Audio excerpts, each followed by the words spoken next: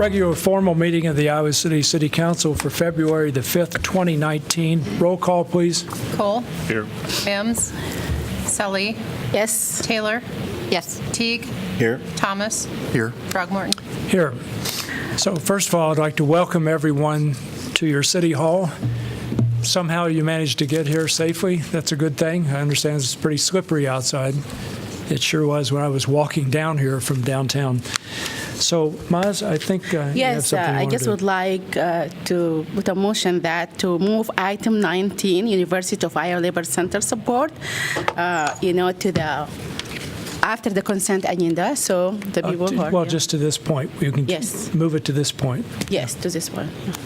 Okay, is there a second for that? Second. Oh, I think, no, she's moving to put it after the consent agenda. Yes. Oh, Set I that thought I down. misunderstood what you were advising. Okay. After the consent agenda. agenda. Yes. Okay, so there's a motion by Mazahir Saleh, seconded by Rockne. This is all in favor, isn't it? All in favor, say aye. Aye. Opposed? Motion carries. So we'll do that right after the consent calendar. Let me take a note, please.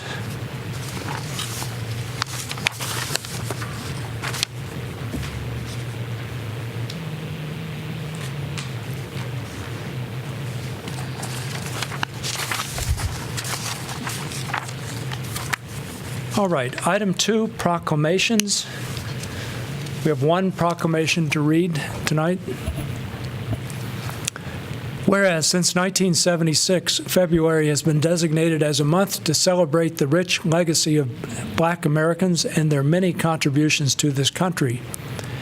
And whereas the City Council of Iowa City has identified advancement of social justice and racial equity as one of the pillars of the city's strategic plan, and the City Council is committed to improving racial equity within city government and throughout our city as a whole.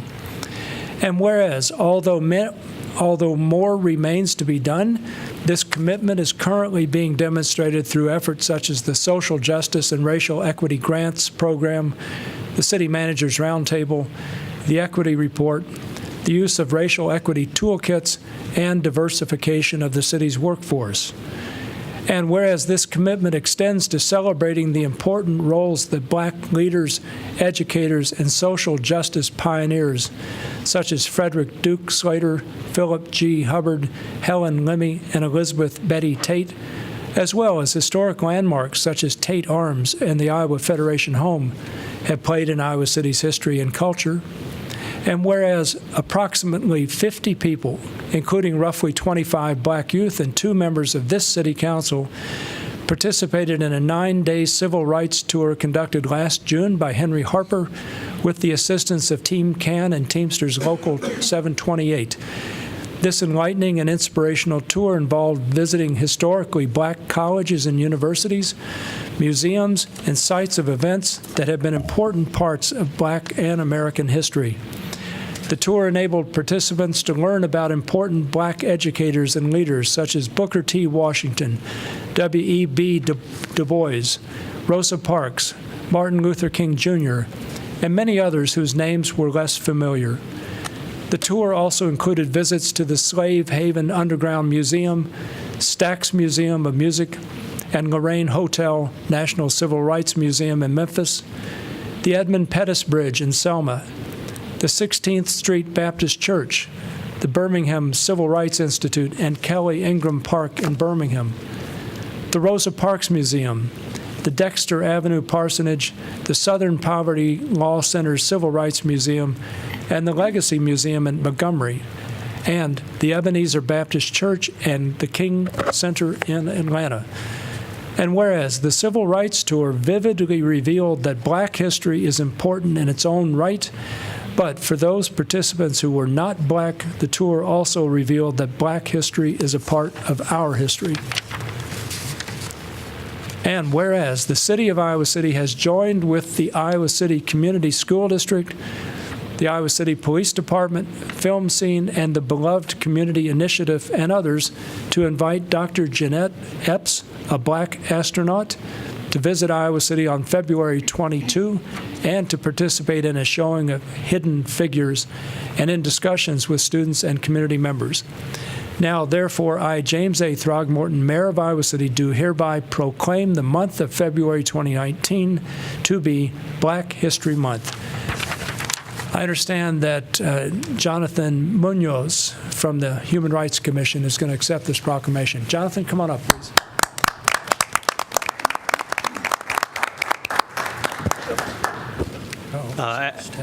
Oh, sorry. There you go, Jonathan. Thank you. Uh-oh. Trouble. Oh, you don't have to speak, Jonathan, sorry. unless you want to. Rookie mistake.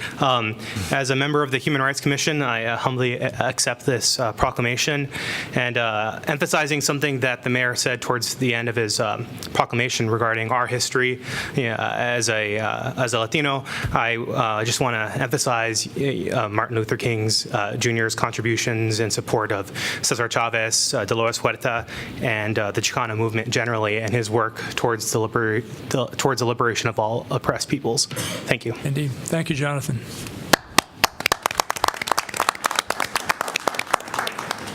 Okay, items 3 through 8, the consent calendar.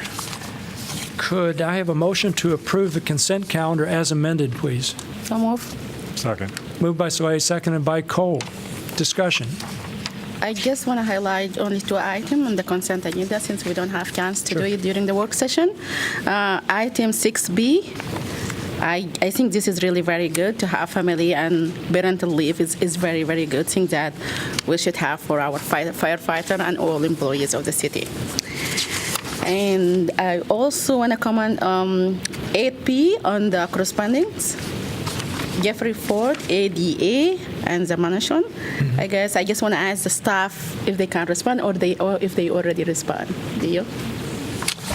I don't know that we responded to Mr. Ford. He was just advocating that if a proposal to rehab the mansion comes forward, that we do everything in our power to make sure it is ADA accessible, which we will do as it would be required by building code. We have not seen a proposal for a change of use at the mansion yet. Okay. And also 8E, Bull Arthur, life-like lime bench. I don't know even why they call it that, but do you plan to preserve that benches or? Yes, that'll be one of the benches that we plan to preserve with the benchmark gallery, and I did respond to that. I probably erred and didn't copy Kelly on that, but we've received several similar emails, both the mayor and I, and we've responded to those with the same information that we do plan to preserve that bench in the Ped Mall. That. And I can clarify that for you, Mazir, because it's kind of an item near and dear to my heart because the bench was painted in honor of Caroline Found, who was a young girl who played volleyball for West High, which my daughter played on the volleyball team, as well as her father. I'm going to get emotional here. Dr. Found, surgeon at the hospital I worked with for many years, one of the nicest people in the world, was going through also at the same time.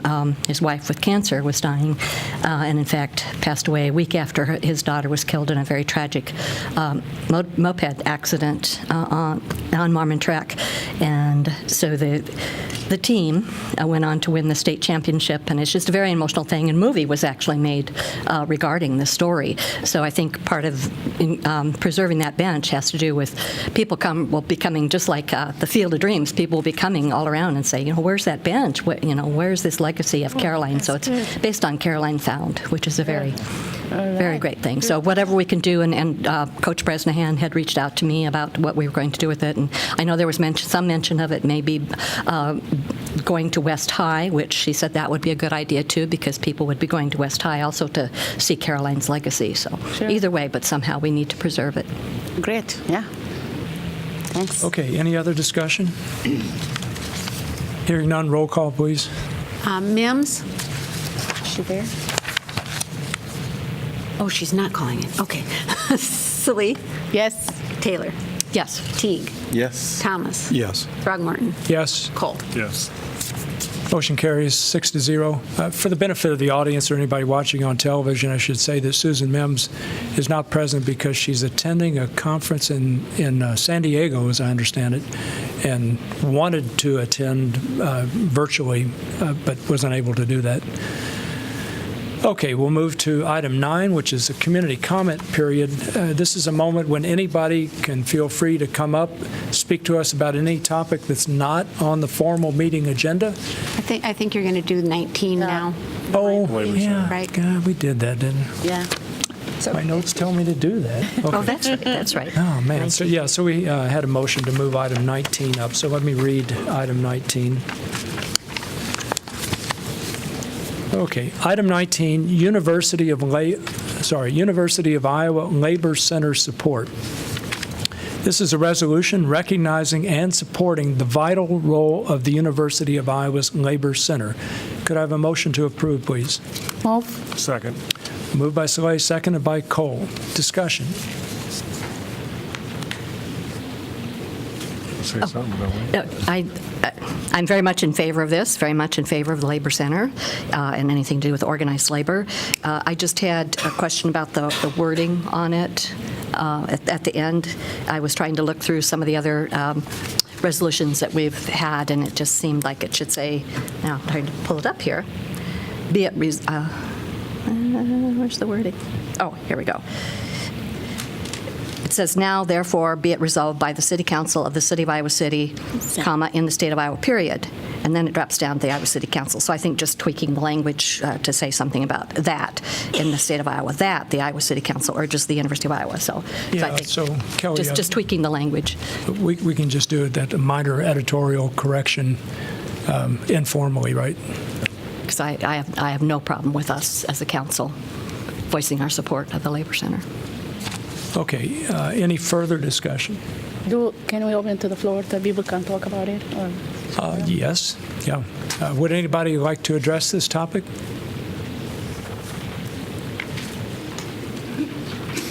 Hi, Greg.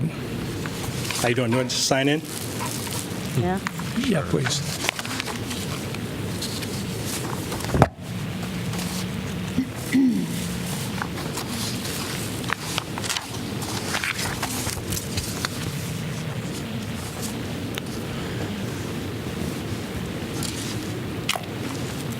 How you doing? My name is Greg Hearns, President of Iowa City Federation of Labor here. First of all, I want to say thanks to Mayor Throckmorton, the City Council for considering this resolution. It's hard to express what the Labor Center means to me. I mean, I started out as a union steward on the shop floor. Because of the trainings and the workshops that I attended at the Labor Center, I was able to, become part of a negotiating team, worked my way up, was noticed, was hired as a business agent for Teamsters Local 238, and I've also, because of some of the training and the financial officers training they put out, was able to become a trustee on our board of e-board. Over the last several months, I've heard a lot of testimony, and it's been really emotional from around the state about how much the Labor Center means to, faculty, staff, students, community leaders, faith leaders. I mean, in my mind, it was only about labor because that's what I was involved in, organized labor. But from hearing all the testimonies over the last few months, I've learned that the Labor Center is not just another department at the University of Iowa.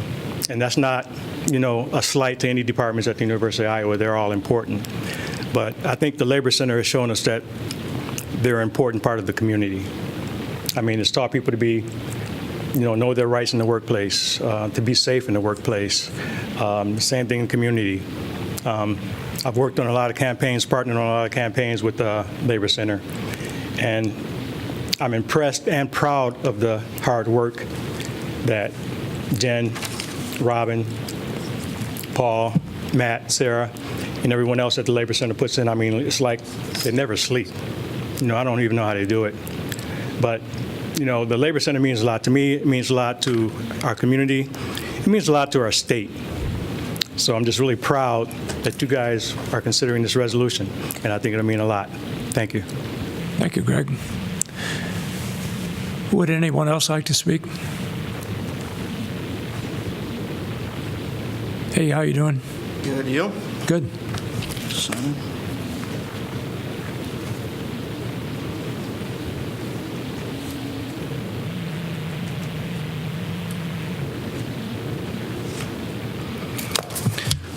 I want to thank the council for considering this motion. Say your name. Yep, sorry. Zach Peterson. I'm a member of Teamsters 238 and business agent there. I'm also the recording secretary for the Iowa City Federation of Labor. I want to thank the council for considering this resolution tonight. This should be an easy vote for this council, I would hope. At a time when workers and labor are being attacked everywhere in this country, and the state in particular, I think there's a moral obligation for anybody that is in a position of power to speak out against that, and that's the opportunity that this council has tonight. Since the university announced this, bad decision months ago, like Greg said, it has been heartening to hear what the Labor Center has meant to so many people across the state of Iowa. It's also been heartening to hear the support that the Labor Center does have from so many people that do have power in this state. It's also been very disappointing to hear the silence of some others that do have power and just choose to say nothing. This isn't just about union members. This is about Iowa's working class. There are working people from all over the state that have had the opportunity, because of the Labor Center, to receive education about their rights on the job, and not just the rights on the job, but also enforcing safety on the job, I think, is something that hasn't been spoken about enough. There's no doubt in my mind that lives have been saved on the job due to education that has been given by the wonderful staff at the Labor Center. So tonight, I would hope that the council would do the right thing and use your power and use your voice to pass this resolution. Thanks. Thank you, Zach. Anyone else?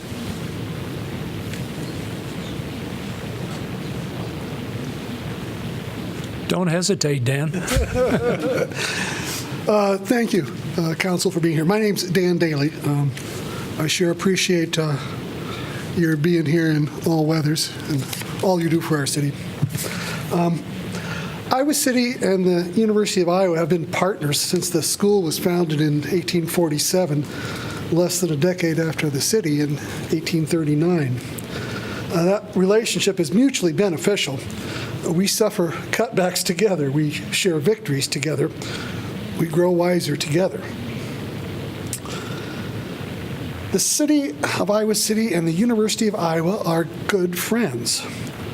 A good friend will warn you if you're about to do something bad. Closing the Labor Center would be very bad.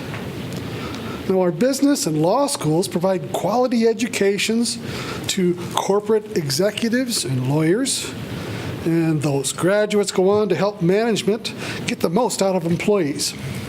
And it costs Iowa taxpayers tens of millions of dollars to offer these excellent educational opportunities. We pay it because we expect it will be worth it in the long run. This is all very well for the bosses, but what about all the workers? The Labor Center, squeaking by on a budget less than the salary of the University of Iowa president, serves Iowa workers river to river and border to border. The center educates lower-income Iowans about their rights and how to avoid injuries on the job. It provides knowledge and guidance in occupational health, anti-discrimination, and workplace leadership. It does so not only on campus, but for our city, our county, and our state. We should be very proud of this gem. Few Hawkeye institutions do more with less. Yet, foolishly, some want to close the Labor Center. The city of Iowa City needs to be a good friend to the University of Iowa and caution them not to make this mistake. Thank you. Thank you, Dan.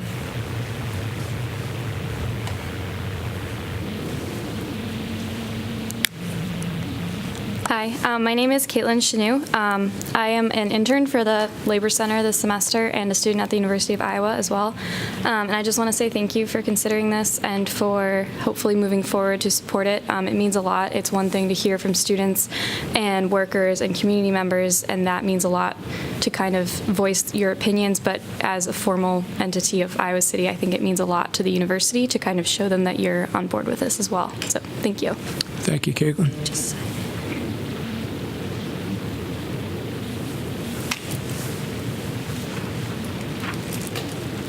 You're up. I'm just waiting around to see if there is anybody else because I wanted to go last. Hi, I'm Paul Iverson, Iversen, and I am a labor educator at the University of Iowa Labor Center. And I have to get up to thank you for considering this. When we were told in July that they were closing the Labor Center, without anybody having consulted with anyone at the Labor Center, talked to anybody in the labor movement, talked to anybody who had been to Labor Center classes, when we're told by the dean of the law school that had been less than 2 weeks on the job, that our program was not integral to the mission of the University of Iowa. That was very difficult. It was difficult for me personally because 8 years ago I made the decision to leave my law practice in Minnesota to become a labor educator in Iowa. And switching careers from being the expert to being the apprentice was a big move.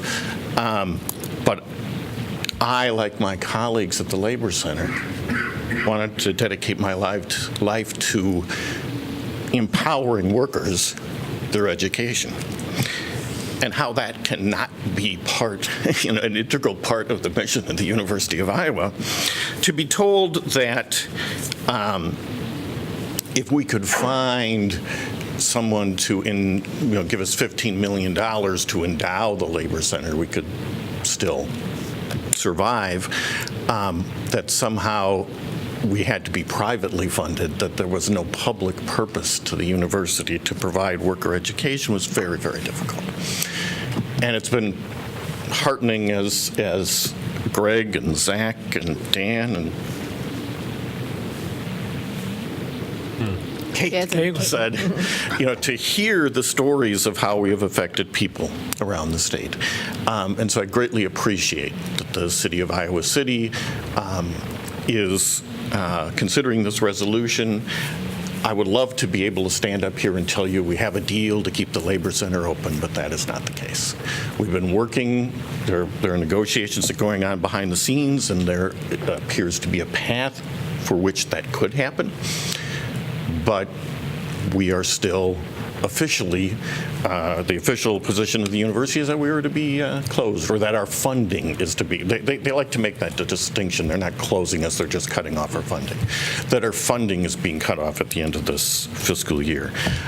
So it appears that the university still needs to hear from people around the state of how much the Labor Center means to them and their communities. And so I greatly appreciate the City of Iowa City Council, see how many times I can say city in one sentence, for considering this resolution. Thank you.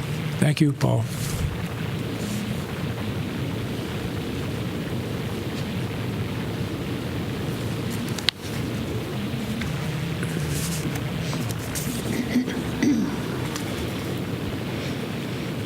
I don't know about you, Paul, but every time I used to do that, my hand would just kind of jump all over the place. I have a benign tremor. They tell me it's not Parkinson's, so my hand shakes anyway. And so it's especially hard to.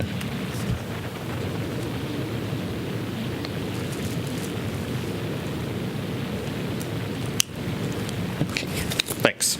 Thank you, Paul. Would anyone else like to address this topic? Okay, seeing no one else, council discussion? Maybe I would jump in. I really like that concept of partnership. Clearly, the university of Iowa and the city of Iowa City, we have deep roots together, growing and thriving as a community. This is a decision that we do not take lightly. We ordinarily do not comment on internal university matters. We have our own separate spheres. President Harold has a full agenda. We understand that. We understand the funding challenges that he has. That said, I think really what we identify here is this is not a liability, this is an asset. This is a treasure for the state of Iowa, not only Iowa City, but the state as a whole. And I think the big problem that the university has is that they don't have these relationships with places outside of the city of Iowa City. And I think this sort of program is exactly the sort of program that we need. And I think the education part of it, I think, is so critical for the health, the safety, the well-being of workers throughout the state. So this is something that we say, and I think we're probably going to get all votes here, with one strong, unanimous voice that this does need to stay open to serve our state and our community. I just want to say that just working with the low-income people very closely as a Center for Worker Justice with immigrants, refugees, and the newcomer to Iowa, I think the Labor Center really had done a lot of work on educating those people about discrimination in the workplace, how was the right in the workplace too, and a lot of OSHA training, and also they helped direct the Center for Worker Justice to give them the tools. All the immigrants was ready to fight for all the issues around this community, but the only thing that they were missing is the tools. And the Labor Center is providing those tools through the short courses that they have done to Iowa City. I assure you that there is 100 of Iowa City residents who really had direct benefit from the Labor Center. And this is over the years, of course. Every year, the Labor Center had education. In matter of fact, they're going to have just another training for the people in Iowa City. And I'm really glad that we are doing this and supporting them. And this is nothing against the University of Iowa. As Paul said, we are friends, and we want to call and we want to tell them, hey, you have really great institution there. Please keep it. That's the only message that we are really laying it to the university. I hope this will find support from the council, and thank you for consideration. As a member of the organized labor community for over 35 years now, I've become very familiar with the Labor Center and what they have done and accomplished, and it is a very unique program, and I think that has value in itself right there. But also I think there's this misconception that it's only about unions, and it's not, because all of these things we've talked about benefits the business as well, because if you have workers that know how to work safely and are happy on their job, it benefits the business, and I believe they do some educating for some of the business owners as well. So it's not just all about the unions. It benefits everyone. Paul, I was pretty impressed with your presentation and your story about, moving here just for this, and even for Greg and Zach, your passion as being workers for the labor union. And Greg, this being the month of Black History Month, your story of how you, worked your way up is very inspirational. And so thank you for sharing your story with us today. I didn't know that. So the passion that is seen through these individuals, if this is half of what the recipients that received the services received, then you all have really made a mark in the lives of a lot of individuals.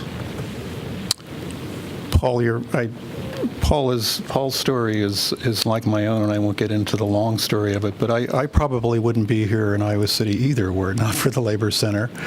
The Labor Center is really integral to my life personally on a personal level, and what I think the threat to the Labor Center is brought out, as so many have said, is how important the Labor Center is to people across the state. It's been just inspiring to hear that testimony from all walks of life among people in Iowa City, or in the state of Iowa. So I'm happy to support it, and I hope progress continues to be made on resolving this issue. Well, I'd like to thank Mazahir for suggesting the possibility of having us adopt a resolution. I'd like to thank Rockne for drafting a resolution, and I tinkered with it a little bit, but With thank you for some doing help. that. I did receive some help from. Yeah, so I'm very pleased to support it. So, any other discussion? No. Roll call, please. Salee, Yes. Taylor, Yes. Teague, Yes. Thomas, Yes. Throgmorton, Yes. Cole. Yes. Motion carries 6-0. All right. It's good seeing you all. Now, we're back to item 9, community comment period. So if anybody would like to address any topic that is not on the formal meeting agenda, please step forward, state your name, and take not more than 5 minutes to address whatever the topic is.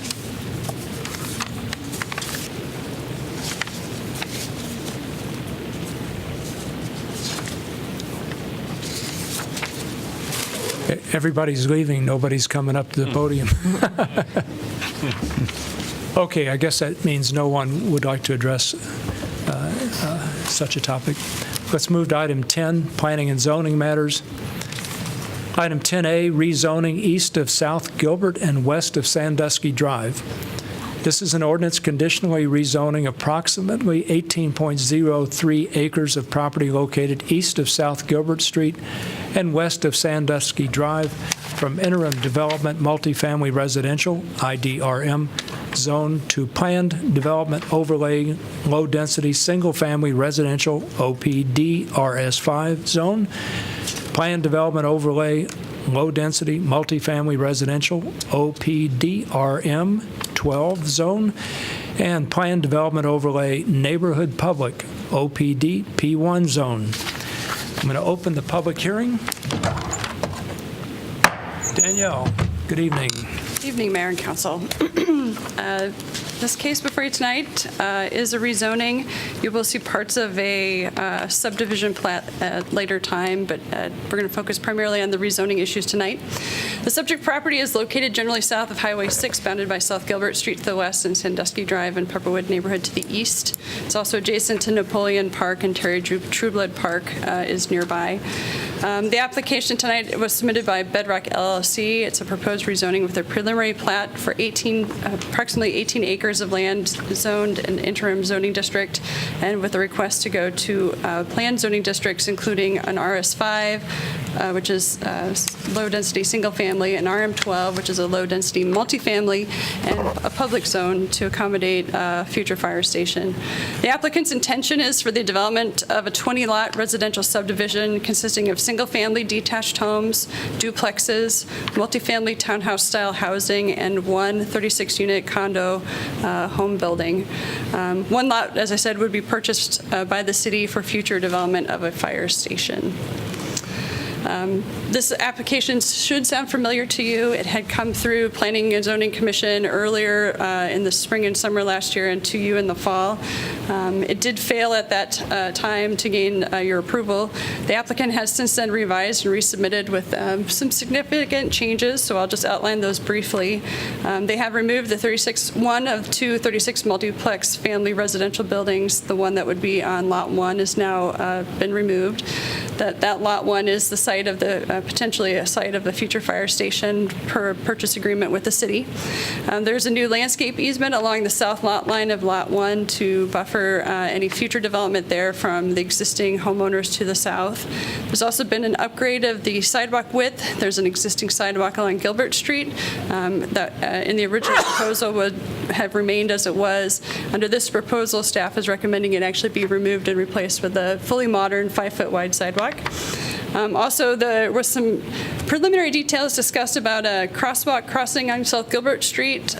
We've gone ahead and included a condition with this proposal. It's for the applicant to actually be responsible for the curb ramp installation and the city to finish that crosswalk. This is the proposed subdivision layout at this time. As I said, it includes single family. So the single family lots are those along this drive here, which is Toby Circle, and then the interior of Toby Circle. Along the north side of this main street through here, which is Cherry Avenue, are the townhome developments. on Lot 3. Lot 2 is the single remaining 36-unit, they're saying condos or potentially apartment development. This is a planned district overlay. All the lot width and frontage regulations for the base RS5 and RM12 zones do apply to these lots and are not being waived as part of the planned district application. So a moment to talk about the comprehensive plan. The future land use map of the comprehensive plan identifies this area as appropriate for residential density of 2 to 8 dwelling units per acre.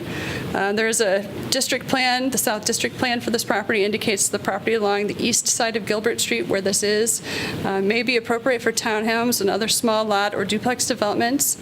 Also, additional density is encouraged in the South District plans for projects that enhance housing diversity in the district, contribute to the connectivity of neighborhoods, or enhance the visibility and street access to public parks.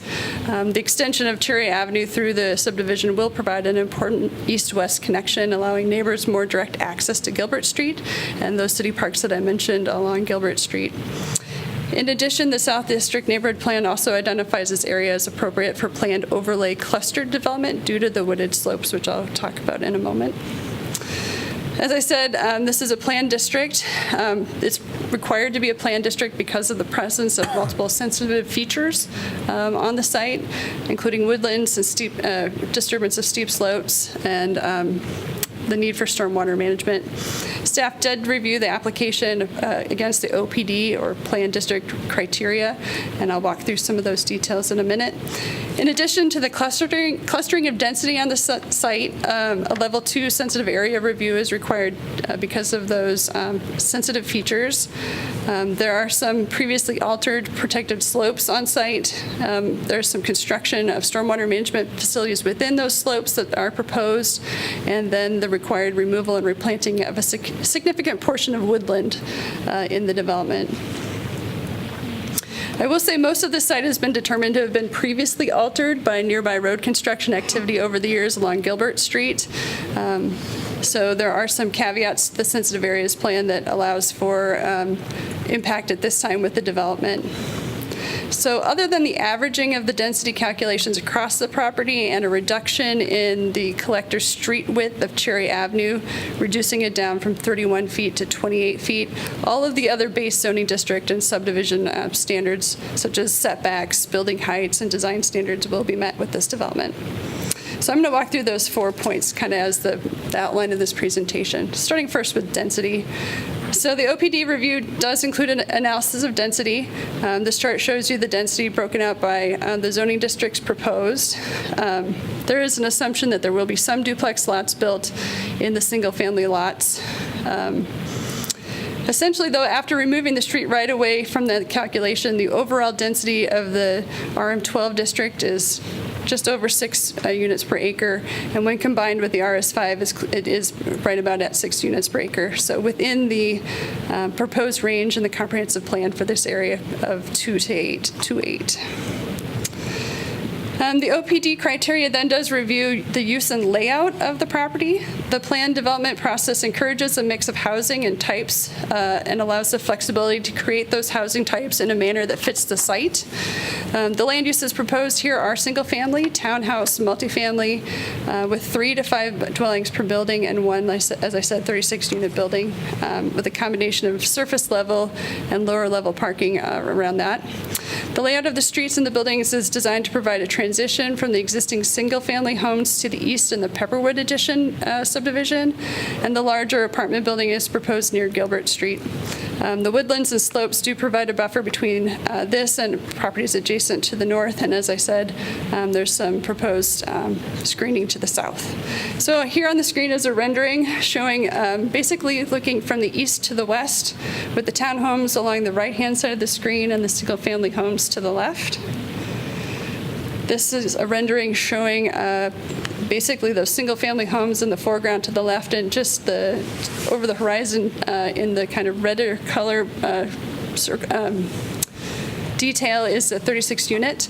So if you'll recall, perhaps from the last application, there's quite a bit of slope to this site. So we're really at the high point of the development, looking down over the hill as it moves more towards Gilbert Street. The OPD review criteria does include consideration of building mass and scale. And the proposed single-family lots are subject to the same standards regarding setbacks, lot coverage, and building height as the existing lots in Pepperwood. This rendering shows the proposed design and front and rear elevations of the 36-unit multiplex multifamily residential building. The proposed design shows an articulated facade with a stone veneer and wood siding. These are design elements that do conform to the city's multifamily design standards. There's another view of the building. This does not show the trees that would be preserved, obviously for the intent of showing the building. They didn't show all of the trees that would remain. There is a townhome component, and the townhomes concepts do include several design options with a variety of building materials to prevent a monotonous streetscape. The townhomes will front onto the public street and have vehicle access and parking behind them. This is an image showing the 36th unit on the left and the townhomes as they start to rise up the hill to the right. The OPD review of open space includes land reserved for both private and public use. As is shown on the revised plat, the developer has identified 0.08 acres of private open space for residents of Lot 2 and 3, which is the townhomes and the multifamily unit. That open space would be in a triangular arrangement to the west of the 36-unit building. It is intended to contain some open recreational space, along with the playground equipment, a picnic table, and a pergola for cover, and some grilling facilities. Lots 2 and 3, so this slide kind of goes through several elements all at once. Lots 2 and 3 will contain over 2 acres of protected private open space. However, most of that area is in areas where it's steep with woodlands, and so really was not suitable for use as a public park.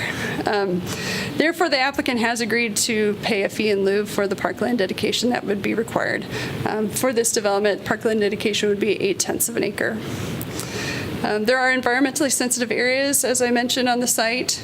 Because the plan calls for removal of quite a bit of the woodlands for the development of the single-family area, the applicant is actually required to replant over 200 trees. They do have a plan where they've identified the location for that and the tree count that has been and will be reviewed by the city's forester. The woodland reduction was met or was within the allowed reduction for the RM12 section. There are also some archaeological interests in the area that have been studied already by the applicant and submitted to the state archaeologist and addressed. Regarding stormwater, the applicant has submitted a preliminary stormwater analysis that takes into account the pre-development and post-development runoff conditions, and they are intending to provide stormwater conveyance and management through a chain of stormwater basin improvements in the ravine located to the north of the property. The ravine area in which the stormwater facility is proposed does contain protected slopes. Currently, the ravine is subject to severe erosion, and the intention is that the construction of the stormwater facilities will be designed to correct the erosion conditions and prevent future erosion. That is allowed by our sensitive areas ordinance, which does allow for essential utilities such as stormwater to be constructed in those areas if they're designed to protect against erosion, pollution, and habitat disturbance. After the installation of those facilities, the sensitive protected areas and those buffers around them actually will be restored by the developer. We did have our engineering staff review those calculations and have preliminarily approved them. Talk a little bit about traffic impacts and streets next, as that is part of the OPD review. The construction in Cherry Avenue will provide full access onto South Gilbert Street and improve the neighborhood connectivity and access to parks. While some of the traffic generated may choose to use streets already to the east, such as Sandusky Drive, for access, it's anticipated that a majority of the traffic from this development itself will access Cherry Drive and go to Gilbert Street more directly. As we see with street networks, generally if you add more connections, then you can dilute the overall traffic throughout that network. The residents of this new development, though, would be not contributing a great deal of additional traffic to the overall system. Additionally, it's an alternate route for improving access for emergency vehicles and service vehicles. There will be some traffic calming devices developed with the street. They're shown here on the right as those little circles. So there are 2 traffic circles where Toby intersects with Cherry Drive near the townhouse developments. In addition, as I said, the street will be somewhat narrower than a usual collector street, reducing down from 31 feet to 28 feet in width. As far as traffic, South Gilbert Street is designated a minor arterial and does have sufficient capacity to absorb the estimated additional trips generated by this development. As I said, there will be sidewalks built with this development, including all of the interior streets of the development and along the east side of Gilbert Street. There is a proposed crosswalk that will be the responsibility of the developer to put in the curb cuts for. The actual development of the crosswalk itself will be the responsibility of the city to design. In looking at the most appropriate location for a crosswalk, our transportation planners took a look at the design speeds on South Gilbert Street, as well as the hills and curves, and we're looking for the safest possible connection for pedestrians to cross the street where they could be seen and could make that crossing in an amount of time needed between cars traveling on the street. In addition, we had to look at where the pedestrian would end up once they cross the street.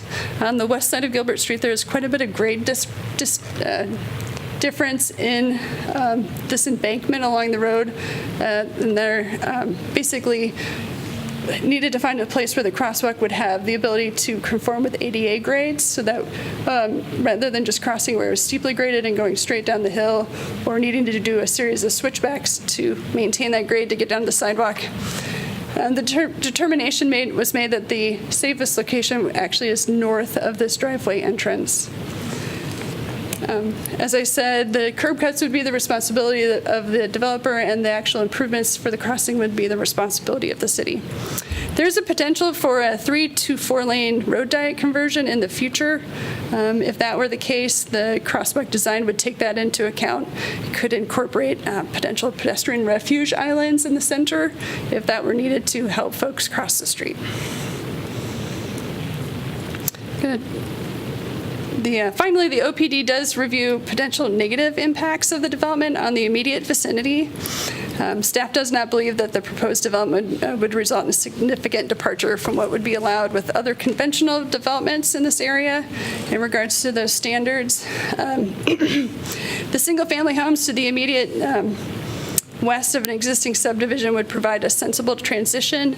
In this case, the 36-unit building is located at the far west end of the development, downslope from the remaining Pepperwood subdivision, and staff is recommending as a condition that a 20-foot landscape easement be installed along the south corner of Lot 1. I will note the applicant did conduct a second Good Neighbor meeting following the City Council meeting in the fall. They met with 15 residents in the neighborhood to discuss their concerns. Also at that meeting at the time was representatives of the Iowa City Fire Department to answer questions. So quickly, kind of just to summarize where we're at currently is the rezoning and sensitive areas development plan stage of this process. Assuming the application is recommended or upheld for approval, there are some additional steps that will happen before construction actually would begin in the subdivision. Those would include City Council reviewing the final city plat by resolution, and then some steps that are accomplished at the staff level, including review of the final sensitive areas development plan and then a major site plan for the apartment complex. That would be the step at which the city's multifamily design standards would be reviewed, would be that last stage. So based on staff's analysis, the proposed rezoning is consistent with the comprehensive plan, compatible and or complementary with the existing neighborhood, and will not overburden public facilities. It meets the necessary plan development criteria. So this application does come to you tonight with a recommendation of approval by the Planning Commission, subject to 7 conditions proposed by staff. So the 7 conditions, 3 of those were originally placed on the application. The first one ties the development to the concepts expressed both in the sensitive areas plan and the plat at this point. They do require that the final plat include details and a description of the amenities proposed in the private open space on Lot 2. They require that the city forester review and approve tree placement and protection plans. They require that at the time of final platting, the development agreement specify roof drains and gutters for some of the lots in the single-family development in order to control discharge of stormwater away from southern neighbors. As I mentioned, there would be a requirement for a 5-foot sidewalk replacement, installation of curb ramps for the crosswalk, and dedication of a landscape easement. And that concludes my presentation. Great, thank you, Danielle. I understand we've received 2 protests of the rezoning, and am I correct in assuming that this does not rise to a supermajority level of protest? That's correct. Yeah, okay, thank you. Any questions for Danielle?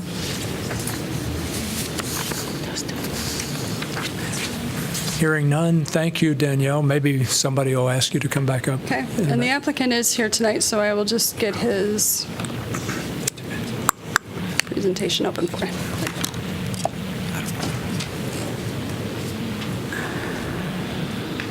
Good evening again. Nice to see you. Good to see you.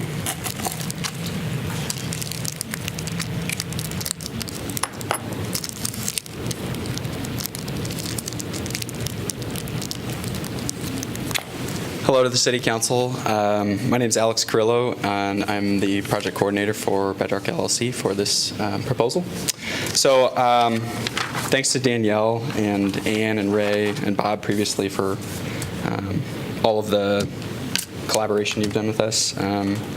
Danielle really said most of the points that I would have wanted to have said, so I'll keep it simple. I just wanted to highlight and add some commentary on just the overall proposal, just so you can have some perspective from what our vision is.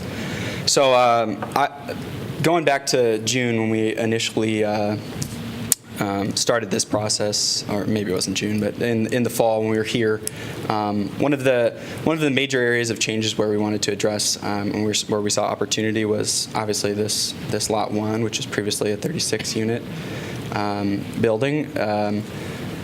Combination of the need identified by the city for the fire station, the concerns expressed by neighbors and the Planning and Zoning Commission and the councilors. It seemed like that would be the best place to make some changes. So we felt like this was a big improvement to the plan, and we were excited to go forward with it. Just overall, I wanted to highlight some of the things we're excited about and the things that we feel make sense about this plan and how it fits in the neighborhood. We felt like the density was very appropriate, and while there were concerns previously, we felt like the changes just greatly improve those and appease some of those concerns by removing 36 units. We also felt like the overall flow of housing types and the diverse housing types, the transitions with the existing neighborhoods was, we were happy with it, and we felt like it fit with the neighborhood. Having existing houses here, having the neighbors to the south, and the buffer being single-family units, transitioning into duplexes, townhomes on the north side, and then ultimately to Gilbert Street, where you'd have a future fire station and the 36-unit building. We were excited about this transition and flow of housing types. The other thing I wanted to point out was just the open space. This is a unique site because we actually have this 2 acres to the north. So here's the property line. And we have this 2 acres to the north, which really we view as an asset to this design. All of these townhomes are going to have a back porch or screened-in porch that's going to overlook a woodland and a ravine. All of that combined with the fact that there's a smaller footprint here on Lot 1 now. You have Napoleon Park, Terry Trueblood down here, Weatherby over here. We felt like there's a lot of access to parks and open space. I just wanted to highlight that.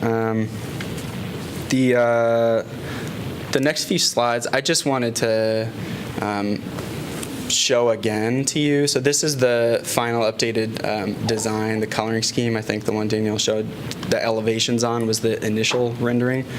So these are the materials we wanted to use and the aesthetic we wanted to go with.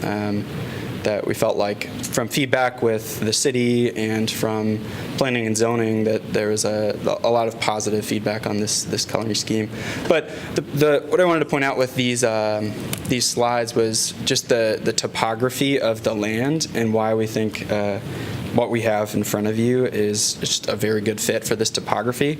So this is looking at from Gilbert Street up towards where Cherry Avenue would be, and as Danielle mentioned, there's quite a bit of slope here. So the advantage of this building being right here in the north corner is it's set into the side of that hill. So you're going to be able to go up the street, and as you're further down on Toby and Cherry, so here you're on Toby Avenue in the little circle, when you're looking down, there's really not much of a obstructive view that's going to be an aesthetic eyesore. Here's an even better example as you're in the middle of Cherry Avenue. So all of those neighbors down on Sandusky, as they're coming down, it's a very consistent progression of housing styles that isn't too obtrusive. So the last couple points I just wanted to clarify that we thought made sense with this plan that we're excited about is we felt like this is an asset to the existing neighborhood. We are happy with the accessibility that it creates and how it's consistent with the comprehensive plan. We're really happy to hear the city identified a crosswalk. There was a lot of concern addressed with traffic and safety and accessibility to those parks and the benefits that are nearby. We were happy to hear that the city traffic department and the city did a review and found that to be a safe solution. So that said, I'm happy to answer any questions or hear any feedback. Any questions for Alex? Thank you. Thank you. Anyone else who want to address this topic? All right. I really have a question for Alex. Oh, sure. Because last time, you remember, I guess when we voted this down, I personally was asking you to meet again with the neighbor. Mm-hmm. Have you done anything like that? Yeah, as Danielle mentioned, we had a good neighbor meeting, follow-up meeting after all of the city council, so we sent out a notice to everyone within 300 feet, all the property owners, and I think 15 neighbors attended, and we had some good discussion. I think as you'll remember, some of the folks who came up last time were these neighbors to the south. In addition to that meeting, we've had a number of correspondence with them, and they in particular were very happy with the change. I think a big concern for them was the proximity here of that building to their land and the view, the obstruction to their view. And I can't say that we're going to make all the neighbors happy. I think, as was mentioned, there were protest petitions still submitted, but we felt like we did our due diligence and wanted to hear the concerns and make some changes. So. And just remind me again, how many invitations you send out? To everyone in the 300-foot range. We did that the first time, and we did that the second time too. And about how many, roughly? Because you're telling me only 15 people attend. I want to compare the people who attend with the invitations. It'd be all of these houses. So I don't know the number off the top of my head. So 1, 2, 3, 4, 5, 6, 7, 8. Double that, 16 for everyone across the street. Maybe 20 in this area, 21, 22, 23, 24. Roughly like maybe in that range. 25, maybe. Which is certainly more than who came to the first one. I think there was 9 or 10 at the first meeting. So. And the people who attend the 15, do you think you really reach a common ground with all of them, or? I don't know that we reached a common ground with everyone, but majority maybe. What was that? The majority of the people, like more people. I'd say we were able to hear. I mean, we had a mixed. It was a mixed bag of communication. Some people were in support of our proposal and came up to us, after our meeting and said, "We wish this would have gone the first time. And, we wanted you to get digging ground," because those folks were excited and they felt like this would be an asset to to their home, and but others expressed concern. They still want things different, and but I think this is the summation of what we think is what we're excited and is the best fit. So. Sure. Thank you. Yeah. Just a quick question, just a reminder on the 36-plex. Are those 1 and 2 bedroom units? Or 1 will and it be 2 bedroom. Just 1 and 2 bedroom. Thank you. Any other questions for Alex? Nope. Thanks. All right, before we have discussion, I need to ask you whether you are inclined to vote in accordance with the Planning and Zoning Commission's recommendation to approve the rezoning. Nope. I don't know. Okay, sorry. There are more people. Okay, so I'm going to close the public hearing. Could I have a motion for first consideration, please? So moved. Second. Moved by Cole, seconded by Thomas. Discussion. I love this design. You know, as I've been saying at our recent council meetings, you know, the city of Minneapolis got a lot of kudos for eliminating single-family zoning. And we've had people reach out to us and say, well, when are you guys going to catch up to the city of Minneapolis? Well, we've been seeing a lot, and I love single-family. I'm not against single-family. I think single-family is an important piece of a healthy neighborhood, but not when it's only single-family and there's not housing diversity, as you talked about. And that's precisely what our plan calls for, is housing diversity. The 36-unit design, you know, a lot of people are concerned about the density. I have two really good friends that live up near in the northeast side of town, and there's a lot of those large apartment blocks, quite a few of them actually, but they're very close also to the single family and duplex, and that is a great neighborhood. So it's sort of like eating a good food that you've never tasted. If people aren't familiar with this concept, once it's actually built, I think they will actually celebrate that. And then with the fire station, you know, who knows when that's actually going to come along. We're certainly making the commitment to it, but that's going to be a real asset too. So, you know, you can't make everyone happy all the time, but it's unrealistic, I think, at this point to have a pure single family, and at least I wouldn't have supported it had we had less density than what you would propose. I think it's a nice balance. I'm going to support it. Yeah, it's not too common that we see a project a second time around. And I would say that, you know, many of my concerns with the first proposal were associated with that second apartment building to the south, you know, in terms of the criteria that were mentioned, the flow and transition of housing types. That particular apartment building backed onto the single-family lots in a way which I think lacked that sense of flow and transition. Plus, it does reduce the density, and I think it puts that one large building in a very nice position in terms of scale, because you have the large woodland on the backside, and then an open lawn and the kind of what I would call the river corridor landscape to the west. So I think the questions of flow and transition, which are important on a project like this, are much better with this scheme.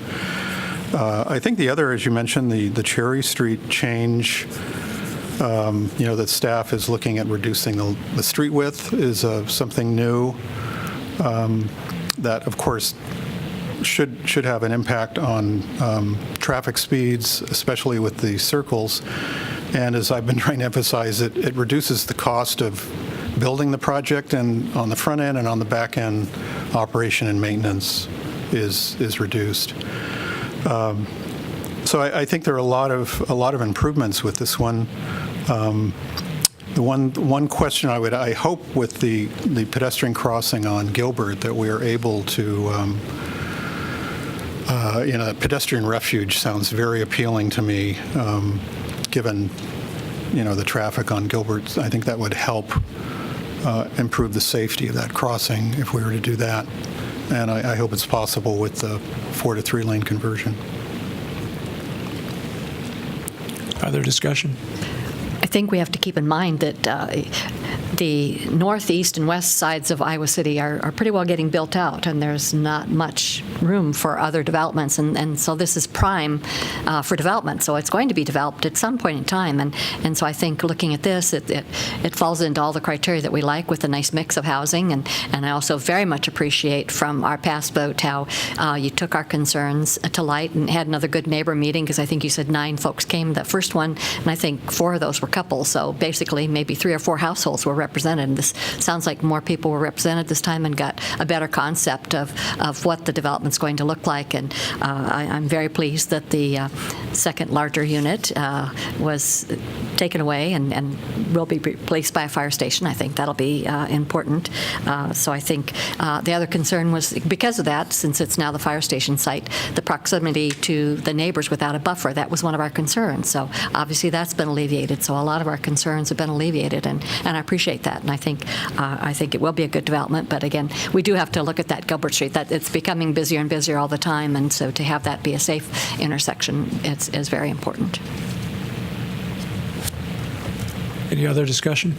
I really not like a discussion, but I want to ask question to help me come up with a decision. Because I heard from 2 people saying that this is not consistent with the master plan for the South District. Is that true? Not according to our staff, it's not true, and I think that would be correct. Because they're saying the largest is 10 unit, and we are having 36 unit, and I guess I really don't know what the master plan is saying, but just to make sure this is consistent. We believe it is consistent, and I think the Planning and Zoning Commission recognized that with their 6-0 vote, concurring with our position. Okay, and also I want to ask about the cross. That the crossing and they saying that the crossing is the wrong direction, and can you just talk about that, because I know that they prefer the cross to be right by the. Yeah, and I'll ask Danielle and Jason to help me out here, but if you were to cross right at the entrance of Cherry there, you have about a 12 to 15 foot drop before you'd actually hit the trail. So if you can imagine, as you're going south on Gilbert, there's quite a bit of drop off at that location to get down to the trail, and Danielle's got an aerial shot of that. So could you get the lights, Kelly, on that, please? Thank you. You can see the approximate location of Cherry Avenue there, the red hashed area. Mm-hmm. If you were just to draw a straight line across the street, you're probably dropping, again, close to 15 feet before you can get down there, which makes a pedestrian crossing very cumbersome. So the idea is to take them north up to where the trail is at that roadway grade, and then they can get back down and get into Napoleon Park and down to Terry Trueblood, or just access the Iowa River Trail there. And the reason it's on that north side of that intersection is because we do anticipate a road diet on this street. You've given us that direction, and that would be the appropriate location for a refuge island there. Okay, and also the third thing is there is a complaint about the fire station itself, because they think this is very close. They believe, they need a fire station on that side of the city, but they think if there is a better place for the fire station. I don't know, have we thought about that, or that's the only place that we can put a fire station on that area? Well, we've identified a need for there, and Deputy Chief Nurnberg's here. He can speak to the fire department's needs. We've been looking in this area for quite some time. Obviously, a lot of the land is developed. We can't choose exactly where we'd like to place it if everything was a clean slate, but this is a pretty darn good location for us. It will serve our coverage of the South District, and even as we look at as we expand south, we'll have good coverage. It provides good overlap into our higher risk areas, particularly the downtown. So an overlapping call in the downtown, this would be a well-situated fire station to respond.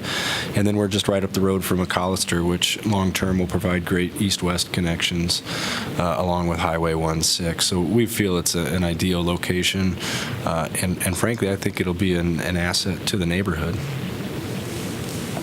Okay, that's all. Any other? Do you want to say? Yeah.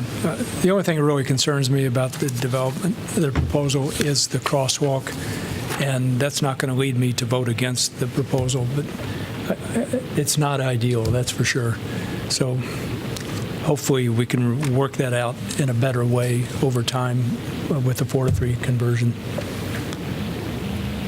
Okay, no further discussion? Roll call, please. Taylor?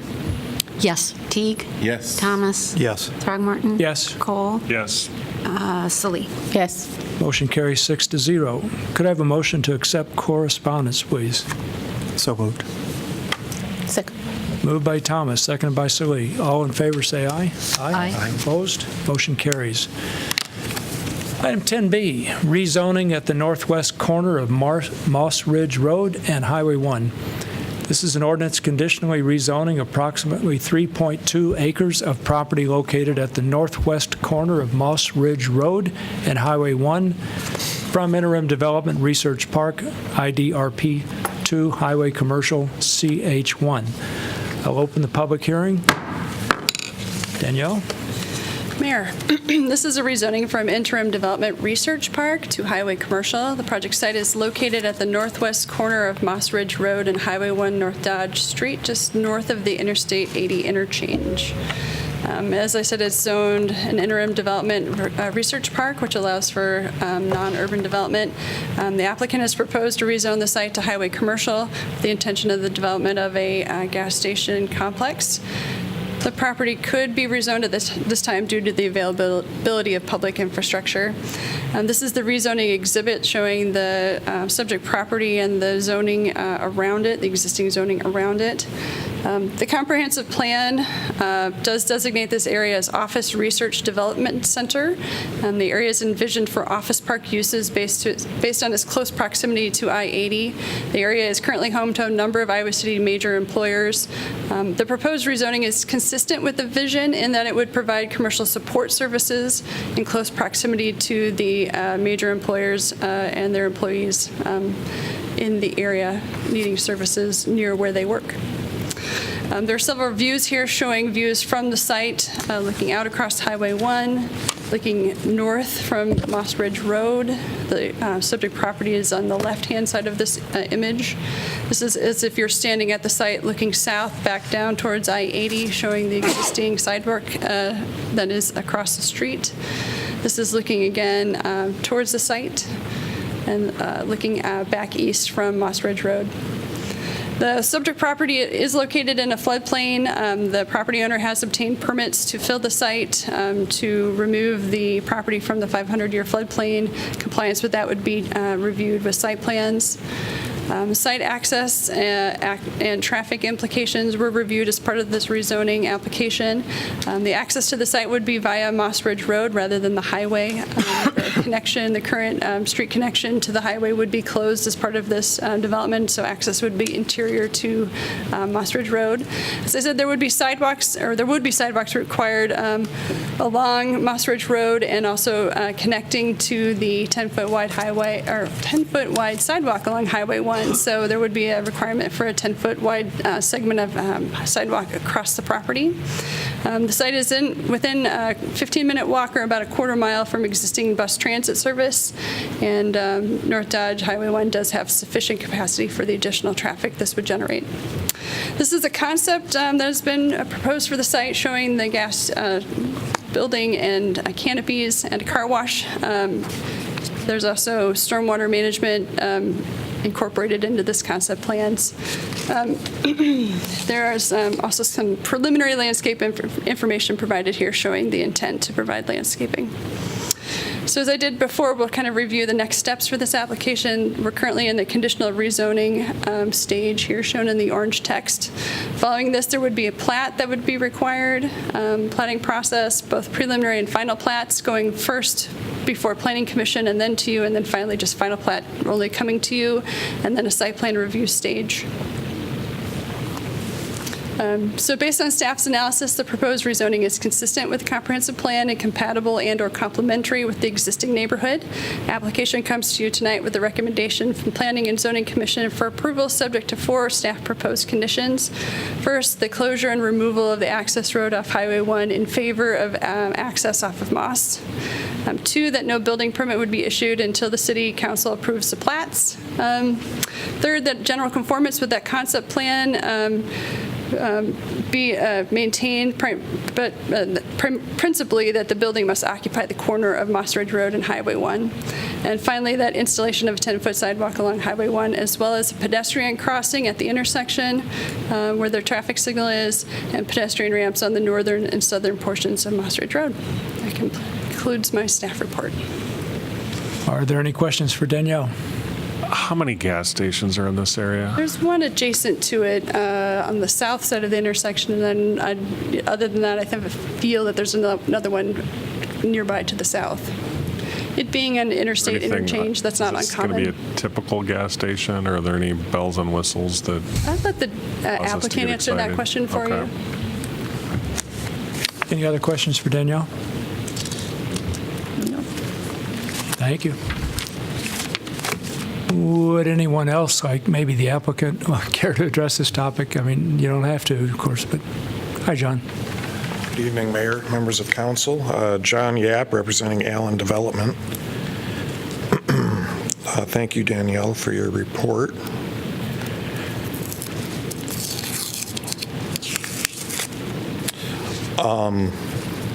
Regarding the uses on the site, this is an illustrative concept plan, meaning we laid out the site to see what kinds of uses we could fit on the site.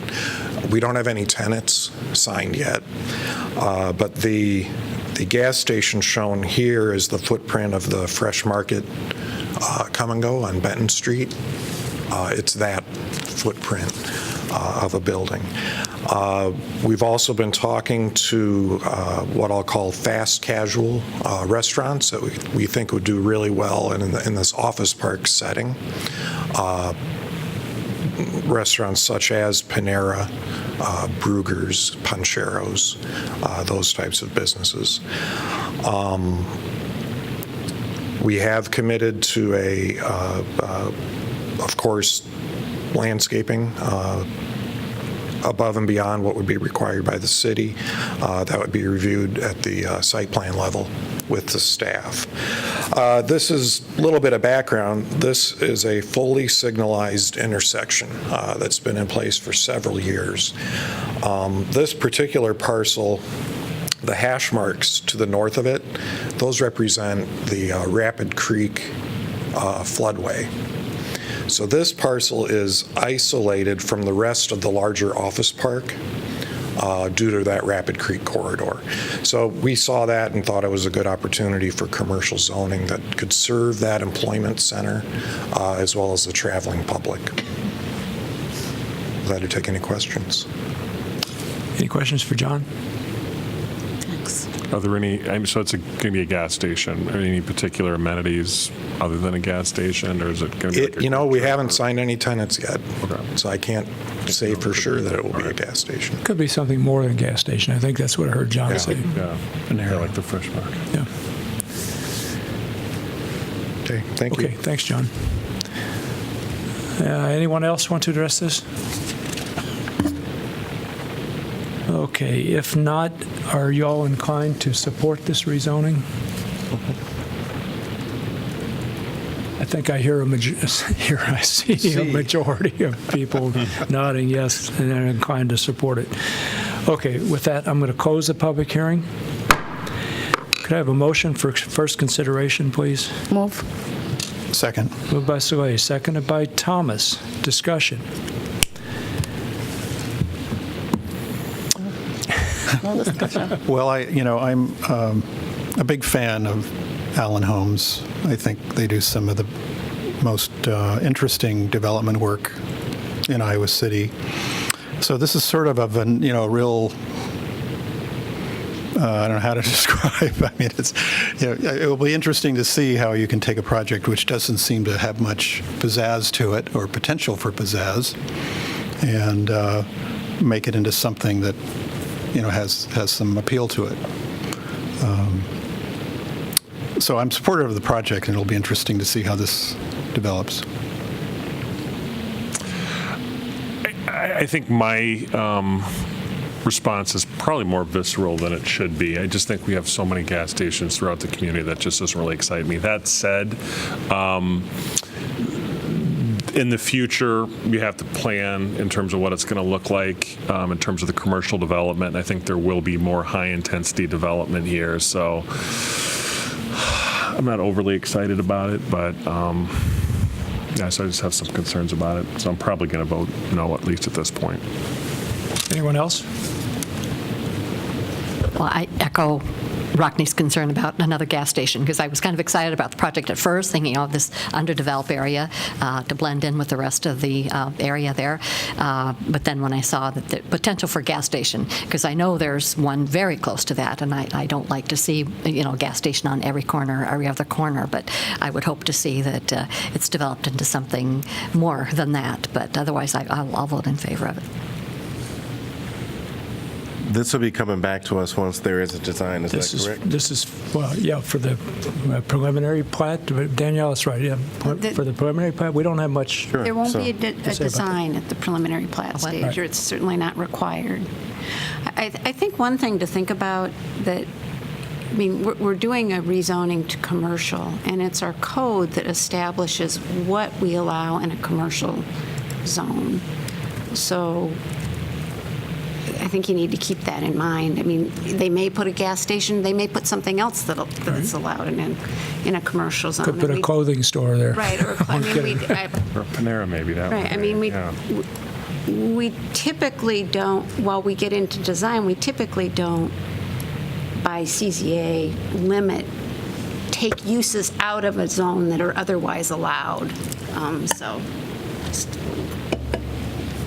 I guess that makes sense to me, at least. And I think, the gas station things we have, if we really don't want like too much gas stations in a certain area, we should come up with another solution. I don't know if you can get in the code though, but as long as this is something allowed by the code, they are not violating the code, and I will be in favor of supporting this project. Did I just hear you say that we're going to change the code? No. You could do a condition. You could do a conditional use if you wanted. We don't. We Typically typically don't with CZAs, because if you do that too much, it kind of throws your whole zoning scheme into kind of a mess. Yep. Okay, so I'm in a position rather like Rockney on this. I'm going to vote for the rezoning. This is first consideration, but without enthusiasm, and this is not a criticism for the owner or developer in any way. It's more of an acknowledgement of what I think is the situation. This is a perfect location for a commercial facility that would serve people who are commuting by car in from farther north on Highway 1 or going out. So, I mean, it's in that sense, yeah, we'll approve the rezoning. I don't think it's going to serve us well. I don't mean, I'm not criticizing the individual proposal here. I don't think it's going to serve us well over the decades. Unless, at best, if there's a service station there, it's got an electric vehicle recharging station. I mean, we need to transform how we're developing on the fringe. And I think this is a place where Jesse, being a creative guy, and with the help of John, y'all could come up with something. And I'd love to see some of that creativity applied. That said, I'm going to support the rezoning. Any other discussion? I just want to make sure I'm clear that whatever they decide to do when it comes back, we vote on that. Is that correct? No. You'll do it No. by right. What you're deciding tonight is whether commercial zoning is appropriate at this location, and Whatever they decide to if do. you vote 2 more times to do that, then they will be allowed to put whatever use is allowed in a commercial zone on that. But they will have to come up with a preliminary plat, which will have to be reviewed by the commission Have to and come up us. with a preliminary plat, which will provide for separate lots, but you're not going to, you don't see in a preliminary plat the structures that are going to go on. Yeah, so we're not really. Okay. So no, you're not, this is really it. Yeah, that's it. This is it. Okay, further discussion? No. Hearing none. Roll call, please. Teague, Yes. Thomas, Yes. Throgmorton, Yes. Cole, No. Salee, Yes. Taylor. Yes. Motion carries 5-1. Item 10C, rezoning at 416 Reno Street. This is an ordinance rezoning property located at 416 Reno Street from medium-density single-family residential zone, RS8, to RS8 with a historic district overlay, RS8 OHD. Staff has requested expedited action. So Susan's not here. Who's going to read pretend I'm that? Susan here. Yeah, she always does it. Could you read that, John? Because I'm going to read it. Weird. I move that the rule requiring that ordinances must be considered and voted on for passage at 2 council meetings prior to the meeting at which it is to be finally passed be suspended, that the first consideration and vote be waived, and that the ordinance be given second consideration and vote at this time. Second. Moved by Thomas, seconded by Taylor. Discussion? Hearing none, roll call, please. Thomas, Yes. Throgmorton. Yes? Cole, Yes. Salee. Yes. Taylor. Yes. Teague. Yes. Motion carries 6-0. We just follow up on that. Yeah, what is Motion to pass and adopt. a motion to pass and adopt? Given, is that the correct? Just say, I move to pass and adopt. Yeah. Move to pass and adopt. Second. Second. All right, moved by Thomas, seconded by Cole. Discussion? Hearing none, roll call, please. Throgmorton. Yes? Cole, Yes. Salee. Yes. Taylor. Yes. Teague. Yes. Thomas. Yes. Motion carries 6-0. And the ordinance is adopted. Item 10D, rezoning at 1818 North Dubuque Street. This is an ordinance rezoning property located at 1818 North Dubuque Street from low-density single-family residential zone, RS5, to RS5 with an historic district overlay, RS5/OHD. And again, staff has requested expedited action. John, could you replay that? Actually, I think it's for these, we're at the second consideration and giving final vote, isn't that right? Second consideration, right? I move that the rule requiring that ordinances must be considered and voted on for passage at 2 council meetings prior to the meeting at which it is to be finally passed be suspended, that the second consideration and vote be waived, and that the ordinance be voted on for final passage at this time. Second. Moved by Thomas, seconded by Salee. Discussion? All, hearing none, roll call, please. Cole, Yes. Salee. Yes. Taylor. Yes. Teague. Yes. Thomas. Yes. Throgmorton. Yes. Motion carries 6-0. I move that the ordinance be finally adopted at this time. Move. Second, I mean. Moved by Thomas, seconded by Salee. Discussion? Hearing none, roll call, please. Mims. Oh, gosh. Somebody else made a It's mistake. not even All that right. late. Salee. Yes. Taylor. Yes. Teague. Yes. Thomas. Yes. Throgmorton. Yes. Cole. Yes. Motion carries 6-0. Do we need to replay any of what John read with regard to the rezoning at 416 Reno? Did you read the waiver of the first? Is that First, what yeah, you- I did. Waiver of the first. Not realizing that there's 2. Should we do a motion to reconsider or something? I don't know. To edit?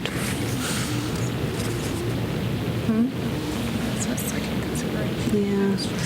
You know what? I think the crucial thing is that you read it, you voted twice, so I think we're okay. Okay, and we do understand that that was our intent, to waive second consideration and condense the votes and Right. vote for passage at that moment. Yeah. Yeah, okay. That's fine. All right, item 10E, zoning code amendment related to minor amendments to address inconsistencies. This is an ordinance amending Title 14 zoning code of the Iowa City Code related to clarification on code language in multiple sections. Could I have a motion to give second consideration, please? Move. Second. Moved by Soleil, seconded by Thomas. Discussion. Danielle? So, Mayor, there was some additional material provided for you this time based on questions raised at the previous meeting, including a memo that gave more information on the 2013 ordinance that allowed for expanded uses in the intensive commercial CI1 zone, code comparison of the currently permitted uses in the CI1 zone and the community commercial CC2 zones, and an explanation of the provisions applicable to the specific business requesting changes GoPuff. There was also a map provided showing the location of the CI1 and CC2 zones, as well as its relationship to the areas that require separation between bars and places selling alcohol for off-premise consumption. So we hope that that additional information answered most of your questions. If not, we can discuss it further, and I can put the map up if it helps. Okay, thanks, Danielle. Are there any follow-up questions with Danielle?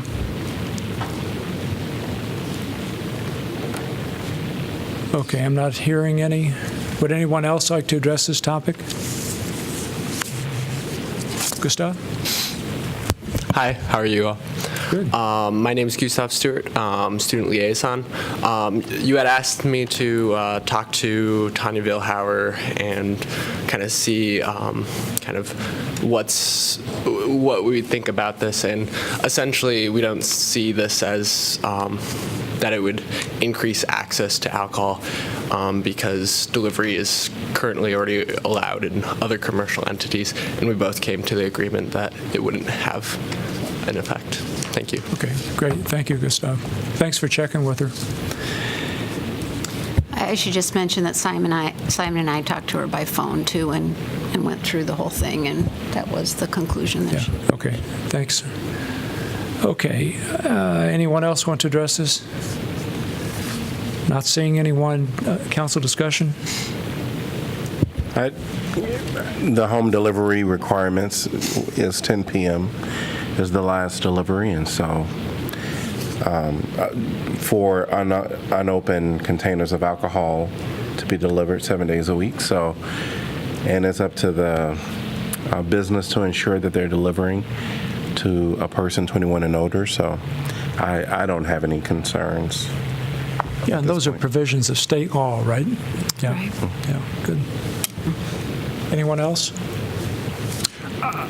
I still have the same concerns. I still think we are expanding and facilitating access. In particular, my concern is the hard liquor. I know it's authorized in other contexts. It may be an oversight, but I don't think we should facilitate that.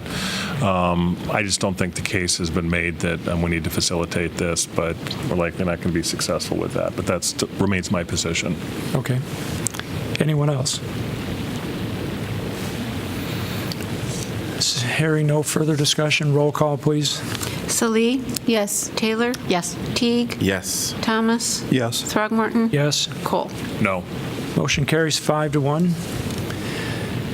All right, item 11, Highway 1 Trail, Sunset Street to Mormon-Trek Boulevard.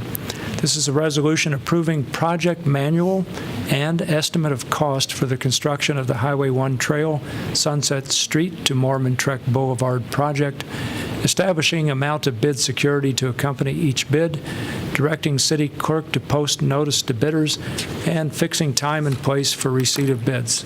I'll open the public hearing. Hey, Jason, how are you? Doing well. Good evening, Jason Havel, City Engineer. Just briefly wanted to give you a few points on this project. As the item mentioned, it will install a new trail along Highway 1 between Sunset and Mormon-Trek. It'll be a 10-foot trail that will be located on the north side of the Highway 1 corridor. This will extend the trail that exists to the east of this section and will tie into the wide sidewalk that currently exists along Mormon-Trek. As part of this will also be a connection to Willow Creek Drive, which will allow for the Willow Creek connector that was identified as part of the bicycle master plan. So looking at bidding later this spring and then construction yet this year. with that. How many miles will it be altogether?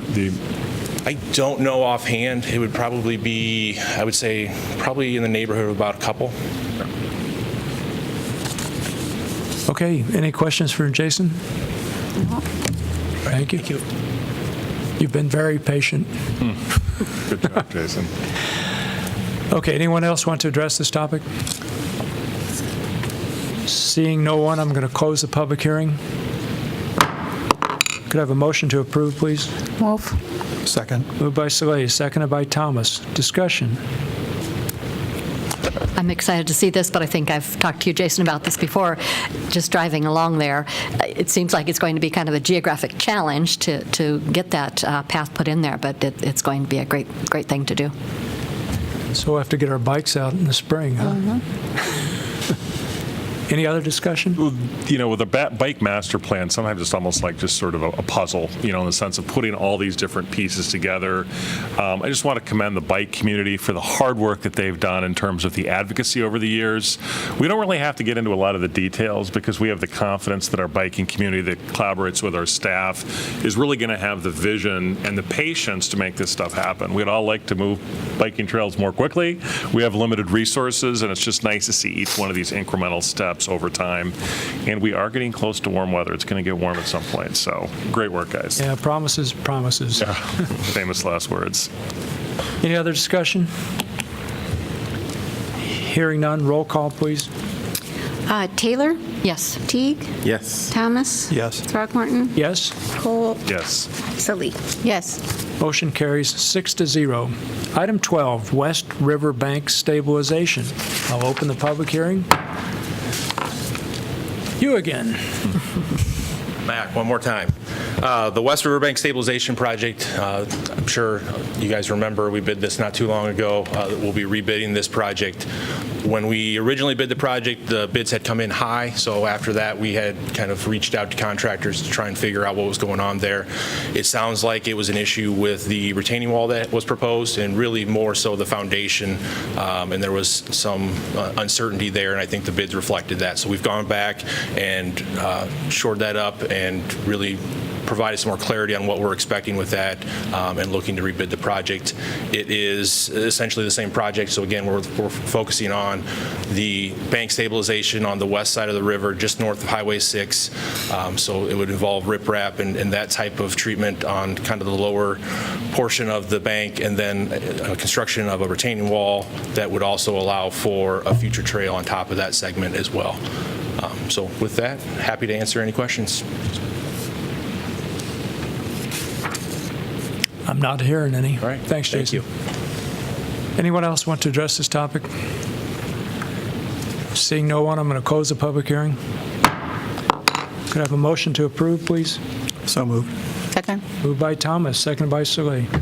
Discussion. I think, as I've said before, with our investment that we have in the riverfront crossings area, this only makes sense to do this, and I think it'll be a nice complement to the riverfront crossings area. So I think it's a great idea.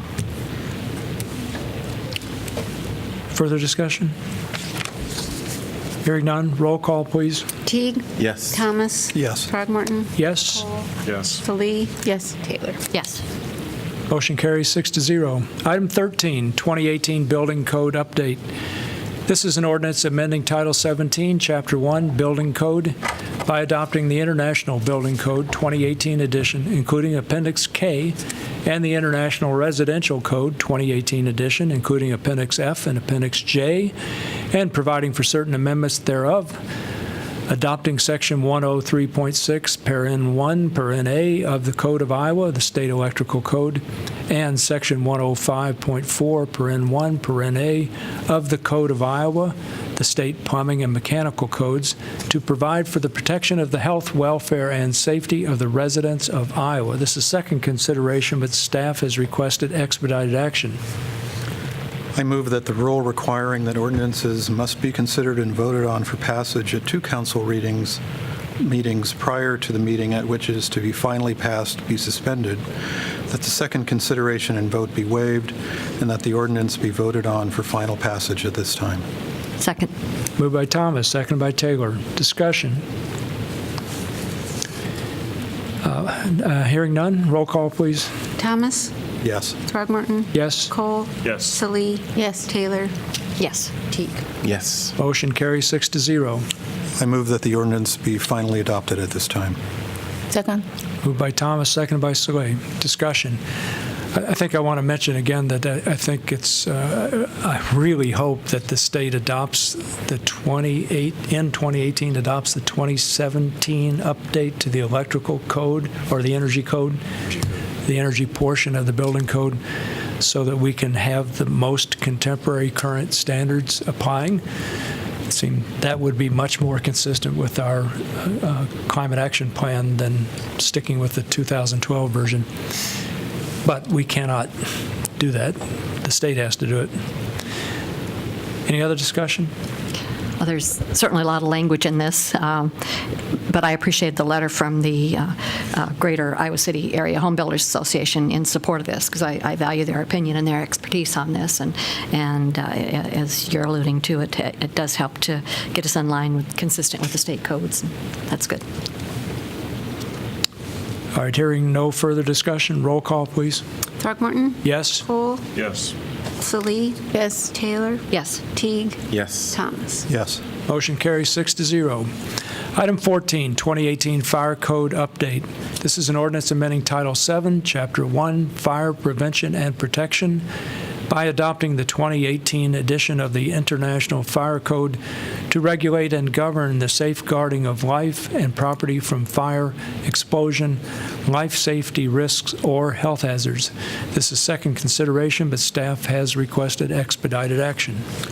I move that the rule requiring that ordinances must be considered and voted on for passage at 2 council meetings prior to the meeting at which it is to be finally passed be suspended, that the second consideration and vote be waived, and that the ordinance be voted on for final passage at this time. Second. Moved by Thomas, seconded by Taylor. Discussion? Hearing none, roll call, please. Cole? Yes. Salee? Yes. Taylor? Yes. Teague? Yes. Thomas? Yes. Throgmorton? Yes, motion carries 6-0. I move that the ordinance be finally adopted at this time. Second. Moved by Thomas, seconded by Soleil. Discussion? Hearing none, roll call, please. Salee? Yes. Taylor? Yes. Teague? Yes. Thomas? Yes. Throgmorton? Yes. Cole? Motion carries 6-0. Item 15, Community Police Review Board Amendments. This is an ordinance amending Title 8, Police Regulations, Chapter 8, Community Police Review Board, to provide for changes in procedure and enhance opportunities for conversation when the conclusions of the police chief and the board differ. This is first consideration. Could I have a motion, please? So moved. Second. Moved by Thomas, seconded by Soleil. Discussion. We've already processed pretty Yes. thoroughly this particular topic in a work session, and the basic idea is to facilitate interaction with the PCRB, and if there are circumstances when they disagree with, help me out here, what's the language, that disagree with? If they come to a conclusion on a complaint that's different than that of the police chief's conclusion, then they will meet with the police chief and confer about it before the report comes to council. And also, but it will then be a separate item on our agenda. And council, that's not in the ordinance, but council, you directed staff to put that on your regular agenda rather than your consent agenda. Great, thank you. Okay, any council discussion? I think, we done a move on this by not agreeing 100% with maybe with what they request, but I really was hoping that if we could agree to everything. But I think this is really good move toward positive change, and I appreciate that, and I will be really in support of this. Okay. I just want to give a shout out to Orville Townsend, Monique Galpin, and everyone at the Citizen Police Review Board. We had, when our work session, won't go over all the particulars, but it was a great collaborative demonstration of residents working with their council to develop and enhance policy. I think of what we did this evening. I just want to see more of that. Citizens, if you have concerns what's going on at the City Council, reach out to us, co-create, give us policy advice. And I think this particular board, the way that we did that, I think it was a real joy to see that work, and it's fun to be able to vote on it and improve that policy. What I liked is, as you mentioned tonight and even then, there was collaborations. And I think that's important when we're making decisions, is actually to get some input, ask some questions. Oftentimes I feel when we're doing our work session, we're not including the voices of the community, and I think that's a little bit, we could potentially backtrack when we go into formal session, and so I do appreciate the collaboration that happened here for certain. Anyone else? Hearing no one else, roll call, please. Salee? Yes. Taylor? Yes. Teague? Yes. Thomas? Yes. Throgmorton? Yes. Cole? Yes. Motion carries 6-0. Item 16, Moss Ridge TIF ordinance. This is an ordinance providing that general property taxes levied and collected each year on certain property located within the Moss Ridge urban renewal area in the city of Iowa City, County of Johnson, State of Iowa, and by and for the benefit of the State of Iowa, City of Iowa City, County of Johnson, Iowa City Community School District, and other taxing districts, be paid to a special fund for payment of principal and interest on loans, rebates, grants, monies advanced to and indebtedness, including bonds issued or to be issued, incurred by said city in connection with the Moss Ridge Urban Renewal Plan. This is first consideration. Could I have a motion for first consideration, please? So moved. Second. Moved by Thomas, seconded by Cole. Hi, Wendy. Good evening, Mayor, Council. Please explain, because this is new to some people. I'm Wendy Ford, Economic Development Coordinator, and tonight you have before you an ordinance to consider a TIF ordinance. And a TIF ordinance is part of an urban renewal area. And let me back up just a little bit by reminding you that in 2010, the Moss Ridge Urban Renewal Area was formed at essentially the northwest corner of the intersection of I-80 and Highway 1, kind of up and back behind Pearson, on about 170-ish acres of land owned by the Moss family. That was established because back in 2010, we thought there was a development of an office park that was due to happen sometime in the coming years, and we thought we would like to be able to help incentivize that, and so the first step to do that was to establish the urban renewal area. A second step is critical to projects that develop, or let me back up again. The second step, establishing a TIF ordinance, actually enables the city to use new taxable value created in the urban renewal area to divert taxes and help pay for urban renewal projects that they're interested in. And back when we formed the plan, we wanted to see an office park happen. We wanted to see the road that would service that office park happen. Yet no developments ensued for all of those years. Well, as you know from your rezoning item a couple of items back, there is now a project that will fall into the urban renewal area at the Moss Ridge Urban Renewal Area site. That parcel is about 3.2 acres, I think it is, so a small portion of the entire Moss Ridge Urban Renewal Area.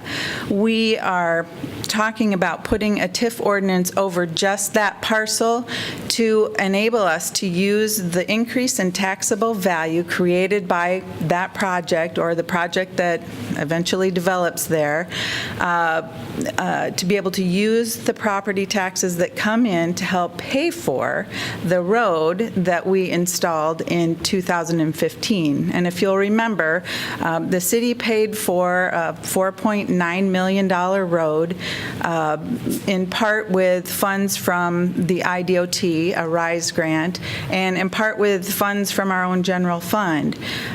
All those years, we've wanted to pay ourselves back for installing the cost of the road by using the increase in taxable valuation and the taxes that come in from that to repay ourselves. So here now we finally have a potential project coming on this little corner lot.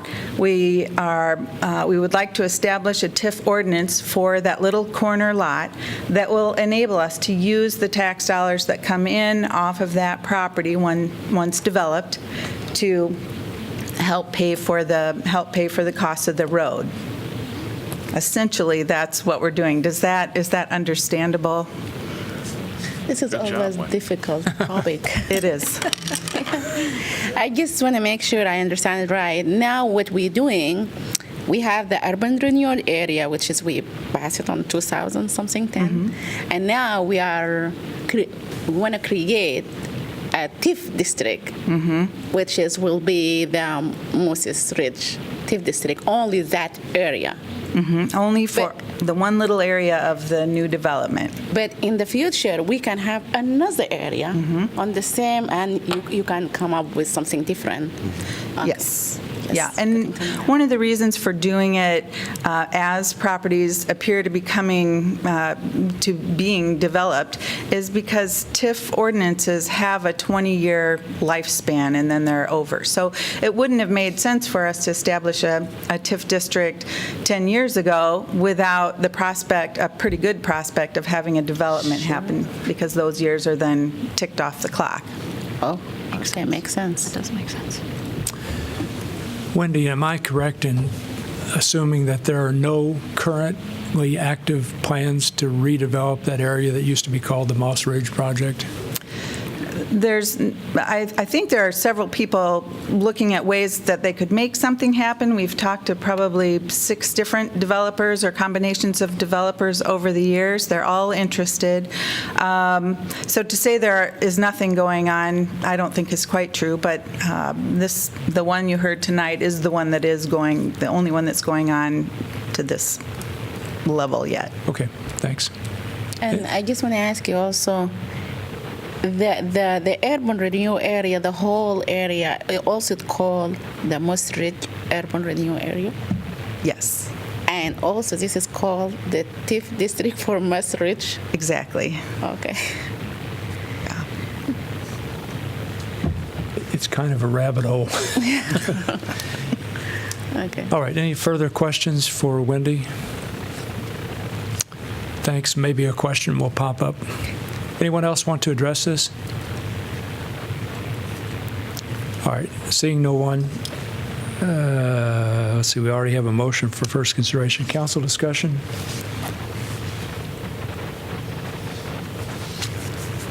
I'm not hearing any. Roll call, please. Taylor? Yes. Teague? Yes. Thomas? Yes. Throgmorton? Yes. Cole? Yes. Salee? Yes. Motion carries 6-0. Item 17, this is your opportunity. I think, or you're here for this, aren't you? Yeah. Item 17, Fire Department Automatic Aid Agreements. Being patient. This is a resolution authorizing the city manager to sign and manage separate automatic aid agreements with the cities of Coralville and North Liberty to render mutual aid in building fire calls. Could I have a motion to approve, please? So moved. Second. Moved by Thomas, seconded by Cole. Discussion. Good evening. Good evening. Thanks for consideration of this, folks. Please just, for formality, state your name. Eric Nuremberg, Deputy Fire Chief. And so all 3 agencies have some challenges near their borders assembling an effective firefighting force quickly. And as you know, we have mutual aid agreements with all of these agencies in the county. However, the mutual aid agreements obligate the responding agency to arrive on scene before they summon the help of mutual aid. And so Iowa City would have to get to the fire first and put their eyes on it before requesting assistance. We just recognize all three fire departments that we could provide service so much better if we would just automate that process. And so near our borders, that we would just automatically be dispatched to one another's fires. This would not be a great burden for any agency at all. Probably last year, maybe 3 fires where Coralville would have assisted us on an automatic aid, maybe 1 or 2 for North Liberty. And those numbers are just about the same going the other way in terms of us providing service. So that's it, and that's all. These are fires that we're going to help each other on anyway. It just allows us to help one another much more quickly. Great idea. Any questions for Eric? Thank you. Thank you. Anyone else want to address this? Seeing no one. Council discussion? Roll call, please. Teague? Yes. Thomas? Yes. Throgmorton? Yes. Cole? Yes. Salee? Yes. Taylor? Yes. Motion carries 6-0. Item 18, assessing civil penalty, come and go, number 422. This is a resolution assessing a $300 civil penalty against come and go, number 422. I'd like to invite anyone who wants to address this topic to come on up. Good evening. Hello. How are you doing? I'm okay. This is your first time to do this, isn't it? Absolutely. All right. It's Brandon Falcon. I'm with Iowa City Police Department. Sorry, could you say your name? I didn't hear it. Brandon Falcon, Iowa City Police Department. Thank you, Brandon. On November 12th, I was working with Sergeant Batchelor, and we did tobacco compliance things. We went to 731 Riverside Drive, which is come and go. We sent a 17-year-old minor inside to purchase cigarettes. The cashier did not card her. After we spoke with him, and he pretty much just said she looked old enough, and he just didn't card her. So we issued the citation. Any questions for Brandon? I just want to make sure that using children that they look like their age. Usually. For me, that's kind of hard. I have a son that's like taller than me, and he's 13. So I believe that she looked like she was in high school. So she did not look like she was anywhere over 17. Okay. And I see here, it says this is for first violation within 2 years period to the permit pay civil penalty of $300. You mean like if they done it again, it will be something else more than the $300? Yes. Okay. What will it be, do you know? I believe it's $1,500, but I can't say for sure. Yeah. Sure. I think it goes to 1,500, or they can choose a suspension. Oh, okay. I get that's good. It's graduated. So they will learn from the first mistake. Hopefully. Yeah. And the person was convicted who sold? Yes, that was done December 23rd, guilty by court. Okay. Okay. Sure. Okay. Any further questions for Brandon? Thank you. All right. Anyone else want to address this? Simon, Zach? Anyway. Simon. All right. Let's see now. Could I have a motion to approve, please? Move. Second. Moved by Soleil, second by Teague. Discussion. Hearing none, roll call, please. Thomas? Yes. Throgmorton? Yes. Cole? Yes. Salee? Yes. Taylor? Yes. Teague? Yes. Motion carries 6-0. Item 20, civil litigation. This is a resolution ratifying the settlement of impending litigation. Could I have a motion to approve, please? Move. Second. Moved by Soleil, seconded by Teague. Discussion. Hearing none, roll call, please. Throgmorton? Yes? Cole? Yes. Salee? Yes. Taylor? Yes. Teague? Yes. Thomas? Yes. Motion carries 6-0. Item 21, City Council Committee appointments.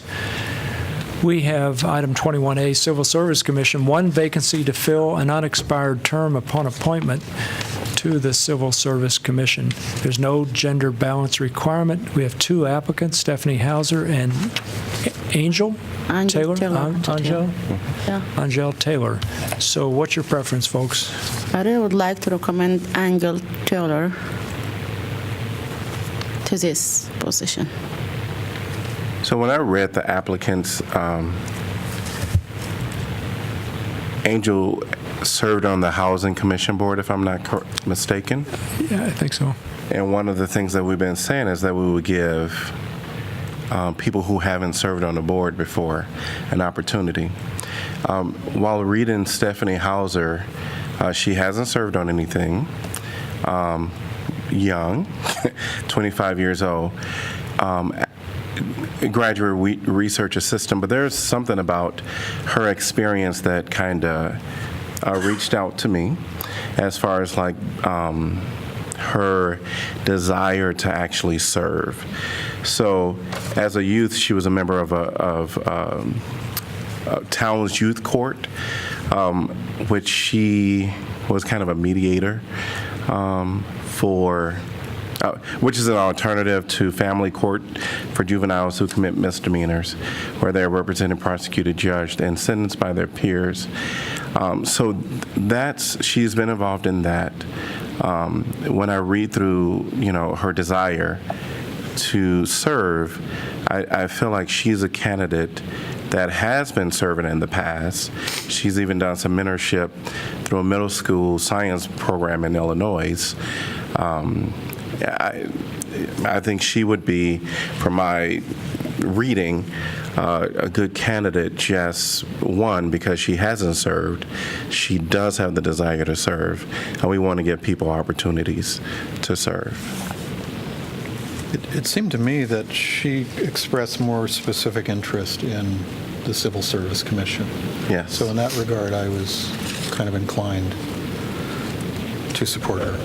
Yeah, she had applied also for the HCDC, but said she prefers the CSC. The only drawback, I thought she'd only been in the Iowa City area for 6 months, but that could also be a positive, that she's been here a short time, but she's expressing this interest. I did like what she had to say about why she is interested in this committee and her knowledge of it and her experience. And Angela's good, and I commend her for having served, but you are right, we are trying to get a mixture of folks on these commissions. Yeah, I noticed this particular position expires basically 3 years from now, and Stephanie Hauser is a graduate research assistant. I don't know what that implies for the likelihood that she will be here for the full 3-year term. I don't know. I'm just putting that out there. I don't have strong feelings about that. With regard to Angel Taylor, one thing that concerned me is that she applied for 2 other commissions and ranked them above the Civil Service Commission. So that made me think, I don't know if it's true, but it made me think that she preferred one and then prefer the second one over the Civil Service Commission. Makes sense. So, yeah, so anybody else want to contribute any thoughts that might help us decide here?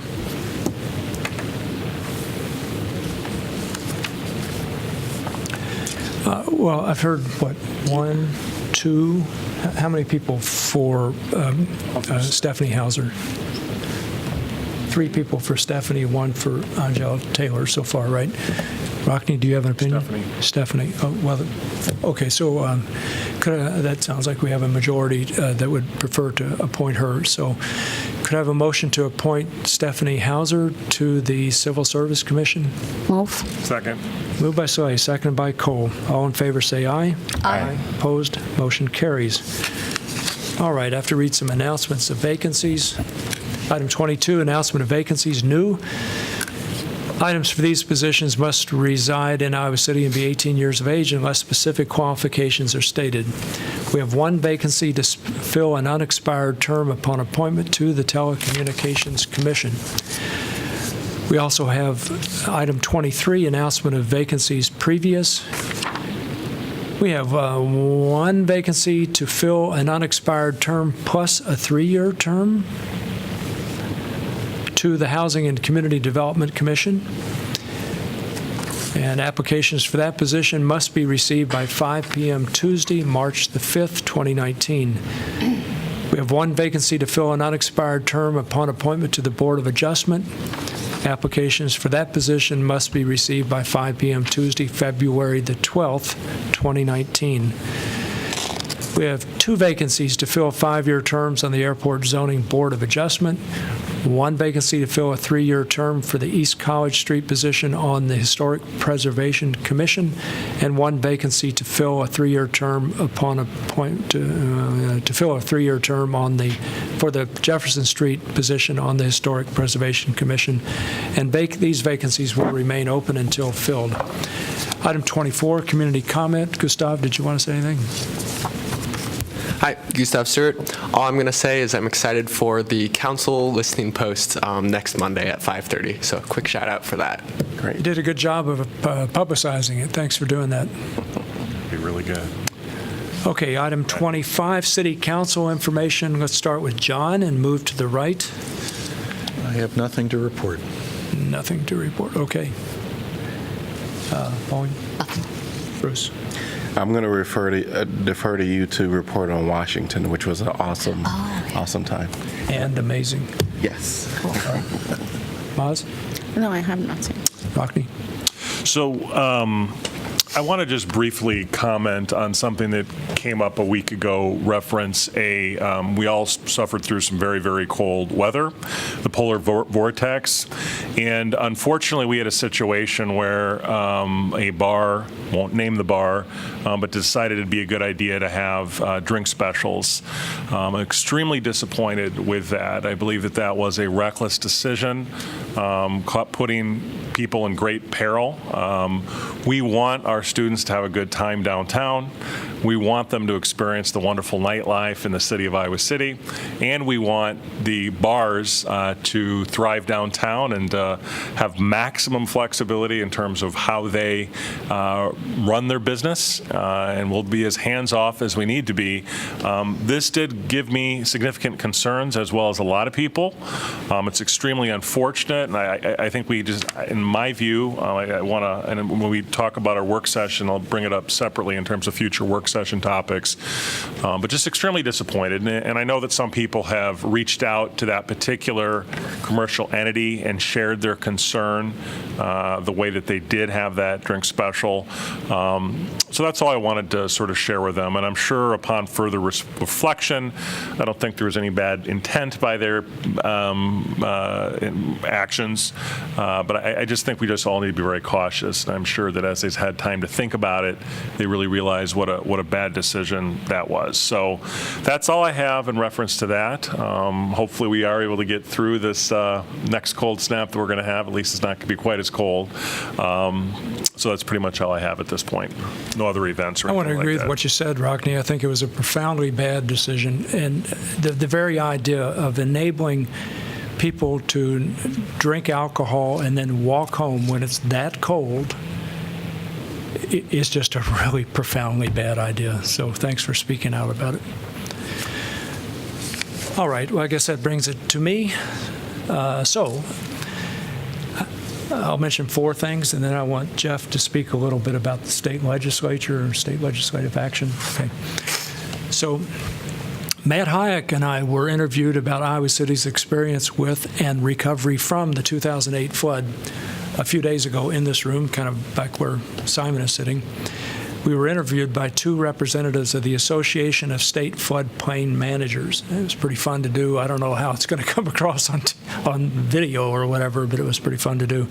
So I want to thank Matt for joining me, and thank Simon and other staff members for preparing the talking points that obviously helped us get through that particular interview.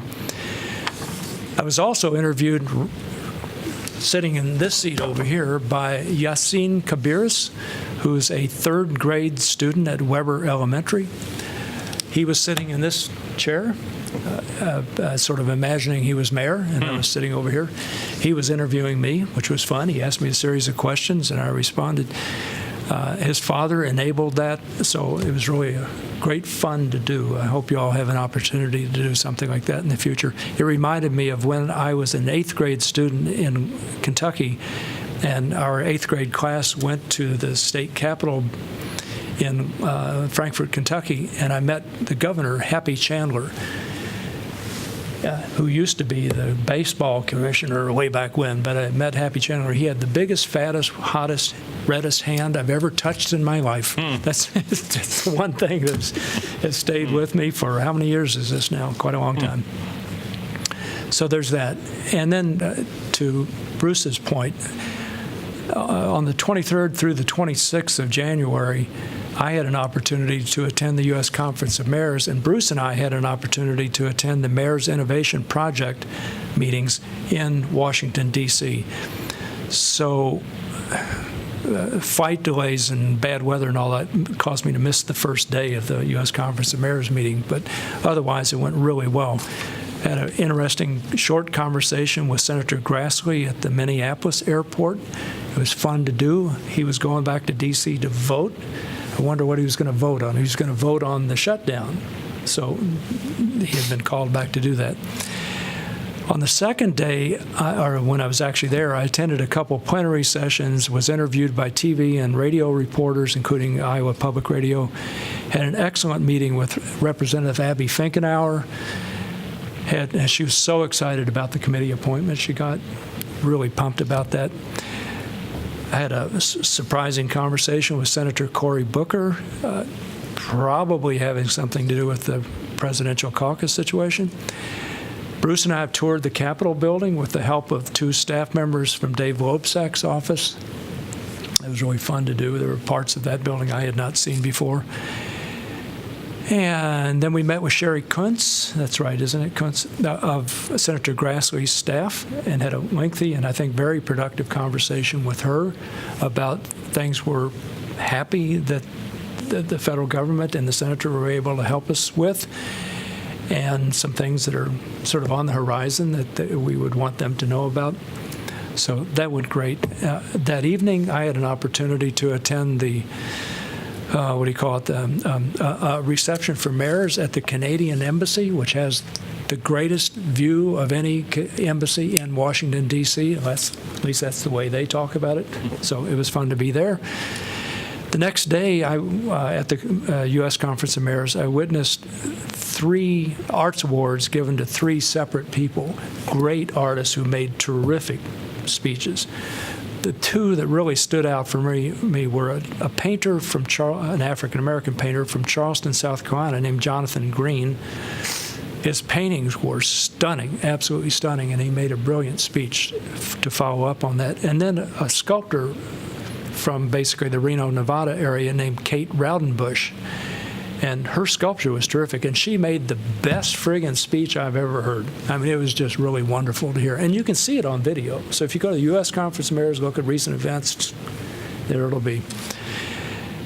The next day, or that afternoon, Bruce and I started participating in the Mayor's Innovation Project. So it was excellent, as typically is the case. I mean, you might want to elaborate a little bit, Bruce, but there were panel discussions by mayors and experts concerning, first, valuing women's health care, secondly, climate change and transportation emissions, thirdly, community engagement, and fourth, building a strong, diverse, and resilient local business economy, so our community. So that was terrific. And the highlight for me in that event was hearing the former mayor of Philadelphia, Michael Nutter, speak. I thought it was a very wise presentation. I felt like with every word I was learning from him. And he was really funny, too, wasn't he? I mean, not a comedian, but he's just naturally funny. So it was really terrific to hear him speak. So there's that. And I could say other stuff, but I'll skip that because of the time. I'm going to have Simon come up. He's our point person on state legislative matters, so he'll give the update. Thank you very much. Simon Andrew, Assistant to the City Manager. Quick update on this year's state legislative session. At this point in the session, it's a little bit like drinking from a fire hose. There are a lot of bills flying about, and it's really hard to predict which ones will gain traction. So trying to keep tabs on as many as we can at this point, but certainly there's more out there than has any chance of moving forward.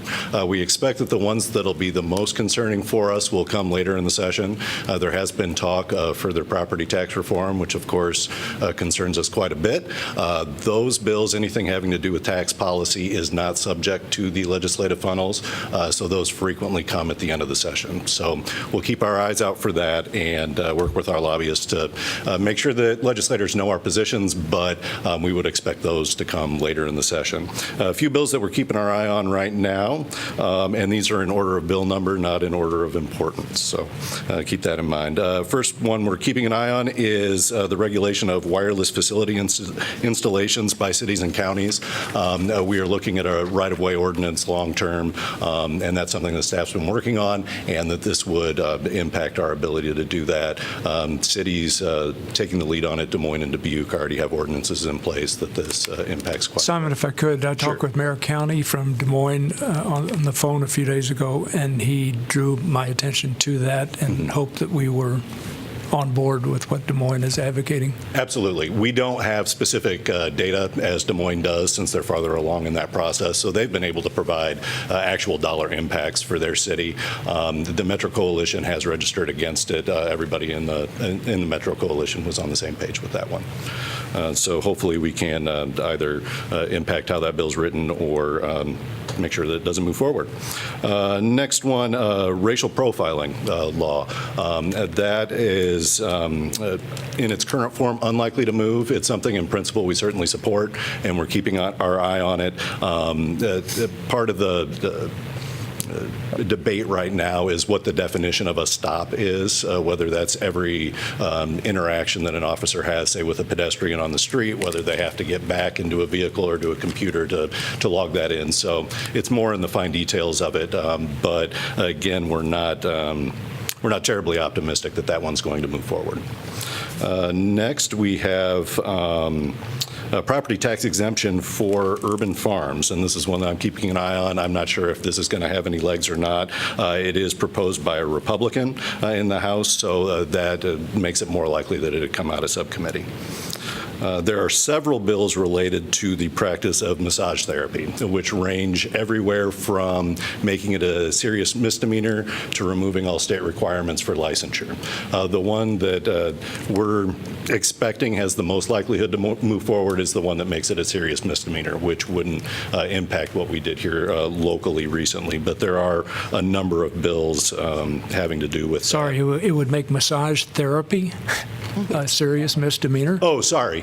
Practicing without a license. Without a license. A serious misdemeanor. And the other one would, on the other end of this,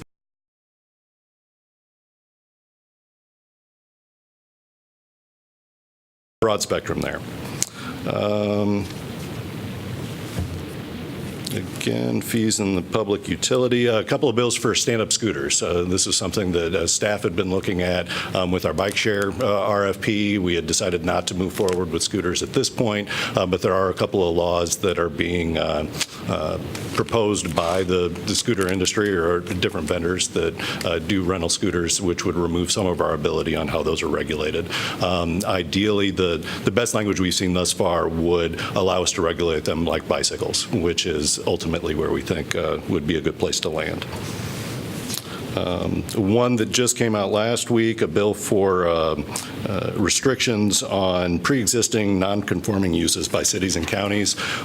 This, if we say change a zoning use in a given zoning designation and something in that, say we have a mobile home park that is destroyed by fire, tornado, something like that, would remove our ability to take out that non-conforming use. That if, even if that property needs to be rebuilt, if that was allowed there in the past, we wouldn't be able to remove that. Again, it's unlikely that that one moves forward. One that we have registered against is one that would require county and city property assessors to stand for retention pension elections. This one has been broadly opposed by cities, counties across the state. Definitely not a good idea. We don't expect that that will necessarily move forward, but we need to keep an eye on that one for sure. One that the Metro Coalition and League has registered in favor of is relating to abandoned structures and abatement of public nuisances, would expand cities' powers in addressing abandoned structures in their cities. Probably more useful for smaller towns, but certainly one we're keeping an eye on. A bill that would add appropriations to the statewide fire and police retirement system, so that'd be state dollars going into there. The League of Cities is registered in favor of that. One that we're not certain will move forward, but we are keeping an eye on. This was in Council's priorities from a previous year relating to the possession of marijuana. It would lower the penalty for possession of less than a certain amount. I believe it's 5 grams. And so that's one that we will keep an eye on. And again, this one's different in previous years in that it was proposed by a Republican and them controlling both chambers. That is a positive development there. And the last one on my list that I plan to speak to tonight, certainly it's a much more extensive list if you have questions on any other bills, but it's a fireworks legislation again, which would remove our ability to prohibit the use of fireworks, and it would prohibit us from restricting where they are sold by zoning designation as we currently do. This is one that cities across the state are also working against. Thanks, Simon. I was going to mention the fireworks bill. I read 2 articles in the Gazette today, one having to do with fireworks, and the other having to do with the appointments to the Iowa Supreme Court and the process by which people would be nominated. I find that very troubling. It doesn't have much directly to do with us, for sure, but one thing. Okay, thank you. Yep, thank you. Eleanor? Nothing for me. I skipped you, Ashley, sorry. That's okay. I was just going to mention that I just looked at the KXIC, and it looks like I'm going to the radio show tomorrow to talk about the census. So I'll also say that we delayed our meeting on the census. We were supposed to have it last week when we had some brutal weather. So we are rescheduled that for February 13th. It'll still be held at the Mercer Aquatics Recreation Center from 6 to 7 p.m. So next Wednesday we'll be talking with the general public and anybody interested in helping with the census. That's it. Great, thank you. Kelly? All right, it looks like we're done with our formal meeting. I'm going to could I have a motion to adjourn to our work session? Second. Moved by Cole, second by Thomas. All in favor say aye. Aye. Opposed? Motion carries. We are adjourned to the work session.